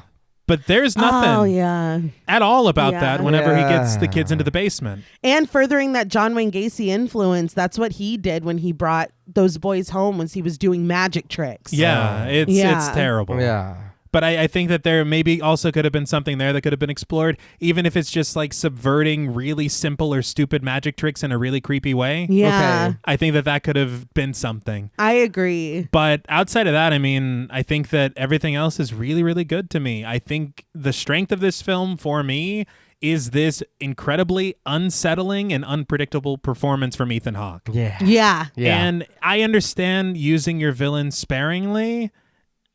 Do I want more of Ethan Hawke in this film? Absolutely. Would that maybe be too much? It's that. Would it take away from it if you do get too much of this villain? You want to see him more, and that's a good thing. Yes. I was going to say I'd rather walk away from this film wishing we'd seen him more than be like, okay, they did the grabber too much, Yeah.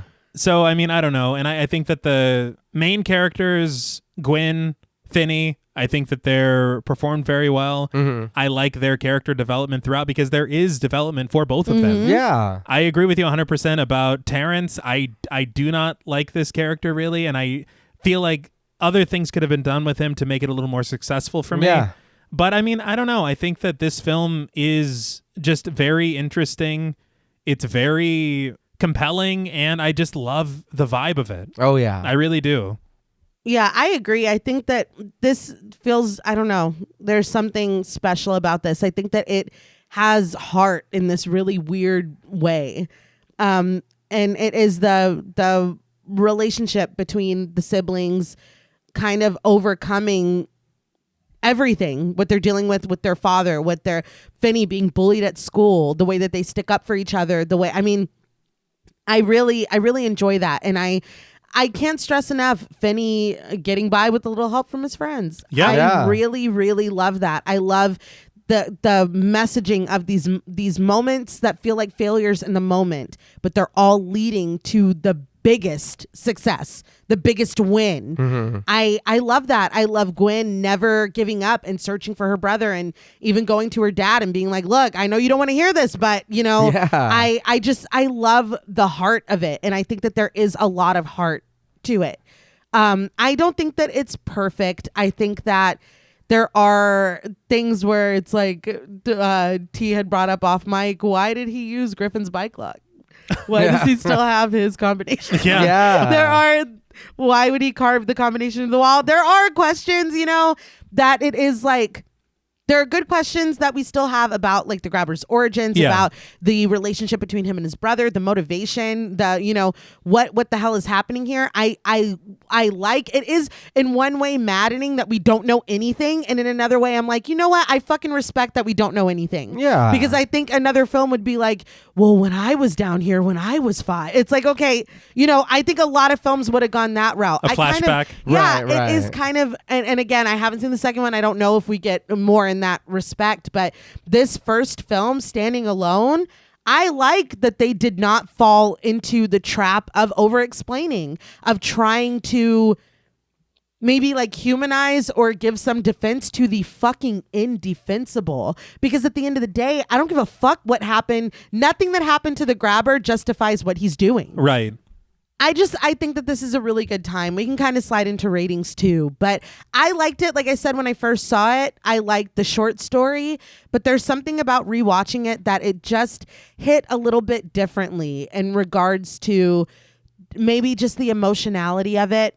The performances of these kids, I think, are watching Finney sob in the basement when it's like, well, that was my last shot and now it's gone. Yeah. Gwen's performance in the kitchen with her father, it like literally very upsetting. Mm-hmm. The scene with Finney and Robin, when Robin is teaching him how to defend himself and take care of himself, it's all very touching. And it is in this weird way about this fucking freak that snatches up and kills kids.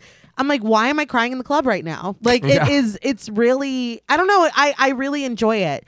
Even the little comic relief that we get with Max, we don't get a lot from him, as we've already said, but it is nice to get a moment of, okay, I can laugh for a second. Yeah. It's bleak. It's bleak. It's bleak. But on a scale from 1 to 10, bleakly, black balloons, I am struggling a little bit with my rating on this one because it is not a perfect film. I'm not like, oh, The Black Phone's fucking the greatest thing I've ever seen. But for what it is, I really got like a shocking amount of enjoyment out of it. Mm-hmm. So I'm going to give The Black Phone, as I'm still debating, I think I'm going to settle on an 8.5 out of 10 bleakly black balloons. I think that this, and again, it's one of those things you look on Letterboxd and you're like, oh, really? Yeah. So I was alone in that. Okay. Nobody else had a transcendent experience. Okay. No, they've hated it. Oh, I'm stupid because I liked it. Okay. I love this messaging at the end of the day of leaning on each other and this, you know, all these kids banding together. Vance was a little mean, but these kids banding together to one by one give this kid the tools to escape, even when they couldn't. Mm-hmm. They want him to get out of here. Yeah. It's just so touching to me, but I will now open up the floor to you. No, I think you said it really good, and it is that. A lot of watching it, even sometimes, and I know we say it a lot when we have to break the movie down and kind of pause it and do research or stop and start it. Sometimes it does hurt. I didn't really feel that at all with this movie. I was kind of just entertained the whole time and kind of still watching it like I'm just watching the movie. And I think that for me anyway, that speaks to the strength of the movie. And I enjoyed everything that we got with it. Like I know I'm going back, but the dream sequences, god damn, those looked good. Him talking to them in the basement and then the kids disappearing, whether they're getting sucked back into the black hole or whatever. Whether the demon snatches Yeah, unrelated. Right. But it looked cool. And it played him not seeing them, but us seeing them, their voices only coming out through the receiver. Like it all fucking really worked for me. So I was like, damn, that's how you fucking do ghosts. Because I don't see you. I am hearing you. But we, again, as the audience, see it. I don't know. It was a very good breath of fresh air. I did enjoy it, even though I had seen this before. I don't know. Maybe like you're saying, babe, the timing or whatever, but it was a very like, damn, that was good. So I think with all that being said, for me on a scale from 1 to 10, bleakly black balloons, I'm also going to give the Black Phone an 8.5 out of 10 bleakly black balloons. I don't want to say I was surprised, but I was a little like, okay, damn, watching it again, I was like, that's really good. I really can't say much more. I think we've really said it all. Yeah. The only thing I really want to call out is that attention to detail in the production design, creating this very 70s vibe. Yes. And the costuming. Yes. Which I meant to mention earlier. Yeah. I meant to mention, along with the costuming, that the braids that they did, this is how much attention to detail they did. Every braid that Gwen wore in the film, they wanted it to look like it's a style she could do herself because her dad's not doing her hair. Yeah. I was like, dude, that's so fucking thoughtful. That really is. That's actually very cool. Yeah. But I mean, I don't know. I have my complaints. The film is not perfect. There's things that I would like more of. There's things that I would like less of, for sure. Especially that scene. Yeah. Or the demon snatching. Yeah, we don't need all that. I'm still quite confused. And it's not explained in Black Phone 2, I'll tell you. But I had a really good time with a very bleak film. Yeah. And I think that the story that is here and the things that you can even take away from it are pretty remarkable. I probably would give this film probably like a 7, but Ethan Hawke. Yeah. I feel like not just because he's my favorite actor, but it doesn't hurt. But he puts in some work. Yes. And every second that he's on screen, you can't look away from him. He's magnetic. Yeah. And I feel like we get several characters from him. Yes. Different voices, Yeah. different laughs. He really fucking delivers. Yeah. And so for me, I think that all of that being said and put together into this score that I'm about to share right now, out of 10 bleakly black balloons, I am going to give the Black Phone an 8 out of 10 bleakly black balloons. That's where we are. Yeah. And I hope that soon, I don't know when, but when Black Phone 2 is available for us to cover it, we will answer the call. We definitely Yeah. Well, that's all from us at Pod Mortem. What would you rate the Black Phone and what should we watch next? Let us know on Instagram at the Pod Mortem. Be sure to follow us on Twitter and like our Stirhole Productions page on Facebook. Be sure to follow each of us on Instagram and Blue Sky at Blood and Smoke, at Juggalo Daddy 84, and at Travis MWH. Thanks again to Original Cinematic for sponsoring this week's episode. Please consider pledging to our Patreon, where you'll get over 250 hours of bonus content, our monthly schedule, access to our Discord server, and the opportunity to help us decide which films to cover. And if you're looking for Pod Mortem and Stirhole Productions merch, follow the link in our episode notes. Stay tuned until after the music for a special shout out to our Wendigo Getter patrons. And remember, during difficult times, it's more important than ever to lean on community. Instead of traveling alone down a rocky road, pick up the phone because we are stronger together. Until next time.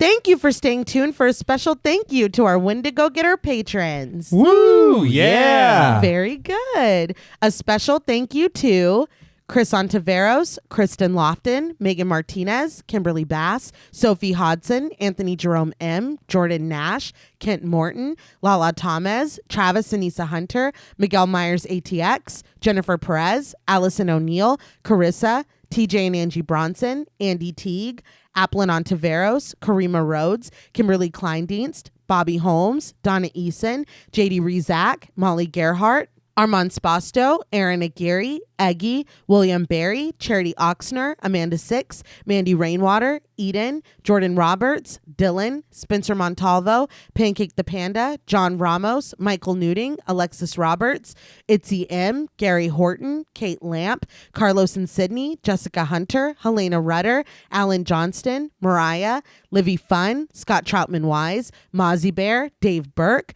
Emma Hagel Kissinger, Valerie G, Emiliana, CB, Taylor Santana, Will Lewison, Angelique, Smelly Poo Poo Head, Beth Bauer, Cookie, Esperanza J, Jason Kyle OKC, Joshua Rumley, Danielle Peralta, Sawyer Reese Farr, Sahara, Girl That's Scary, Cassandra, Andrea Simmons, Ashley Higuera, William and Xena Rush, Ryan Brom, Megan Ochoa, Laura Lassiter, Eileen O, Marissa E, Henry F, Megan M, Strangely Sarah, Christy Beck, Nancy and Andy, Amanda Lopez, Andy Terrell, Erica Morin, Tris Wynn, K.87, Mariah Jensen, Carrie A, Lonnie Lono, Powell, Kayla E, Maggie H, Murder Stina, Kristen Marcy, Ori 81 Boricua, Look Like That One Girl, Bog Boy, Felnez 63, Alita Pui, Probably My Jugs, Kate Thackeray, Wade Pack, A Lizard, Bay J, Jay Rich, Topher Williams,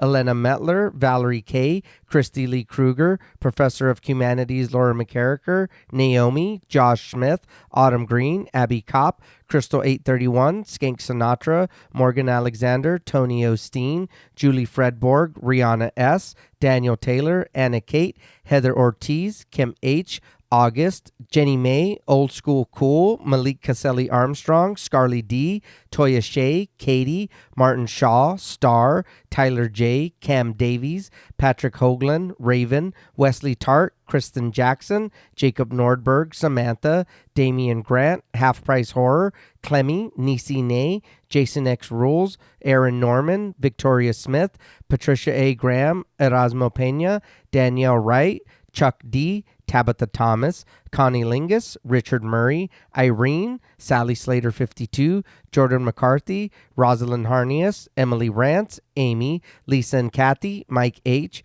Kristen Sadler, Hannah, Sarah Jack, Casey L, Evelyn Knight, Paula Garcia, Nikki M, Ghastly Grandad, Megan and Alexandra Saldivar, Lisa Sykes, Kelsey Niemeyer Cook, Martina LaForce, JG, Morgan Novello, Ashley, Alex M, Brandon C, Gordon Sutherland, Georgia Renland, Ashley Poe, Diana Joe, Connor Gormley, Carrie Parker, Katie Face, Jane Pillsbury, Caitlin Asher, Mia Franz, Pooh Bear, Spicy Caldera, This is the Zodiac speaking, Jason the Ghost, Moldy Tic Tac, Brian Ward, Tanner Rutgers, Gremlin Keeper 22, Sam Spade 666, Veronica, Kristen Rhodes, Daniel Laurent, Carmito, TVR, A Very Sweepy Baby, Nicholas Rage, A Lazy Boy, Nicola Williams, Sadison Miles, Stu Corbett, Brick O, Jaden Nicole, Lost Fan 08, George L. Robertson, Mercedes X Bleeple,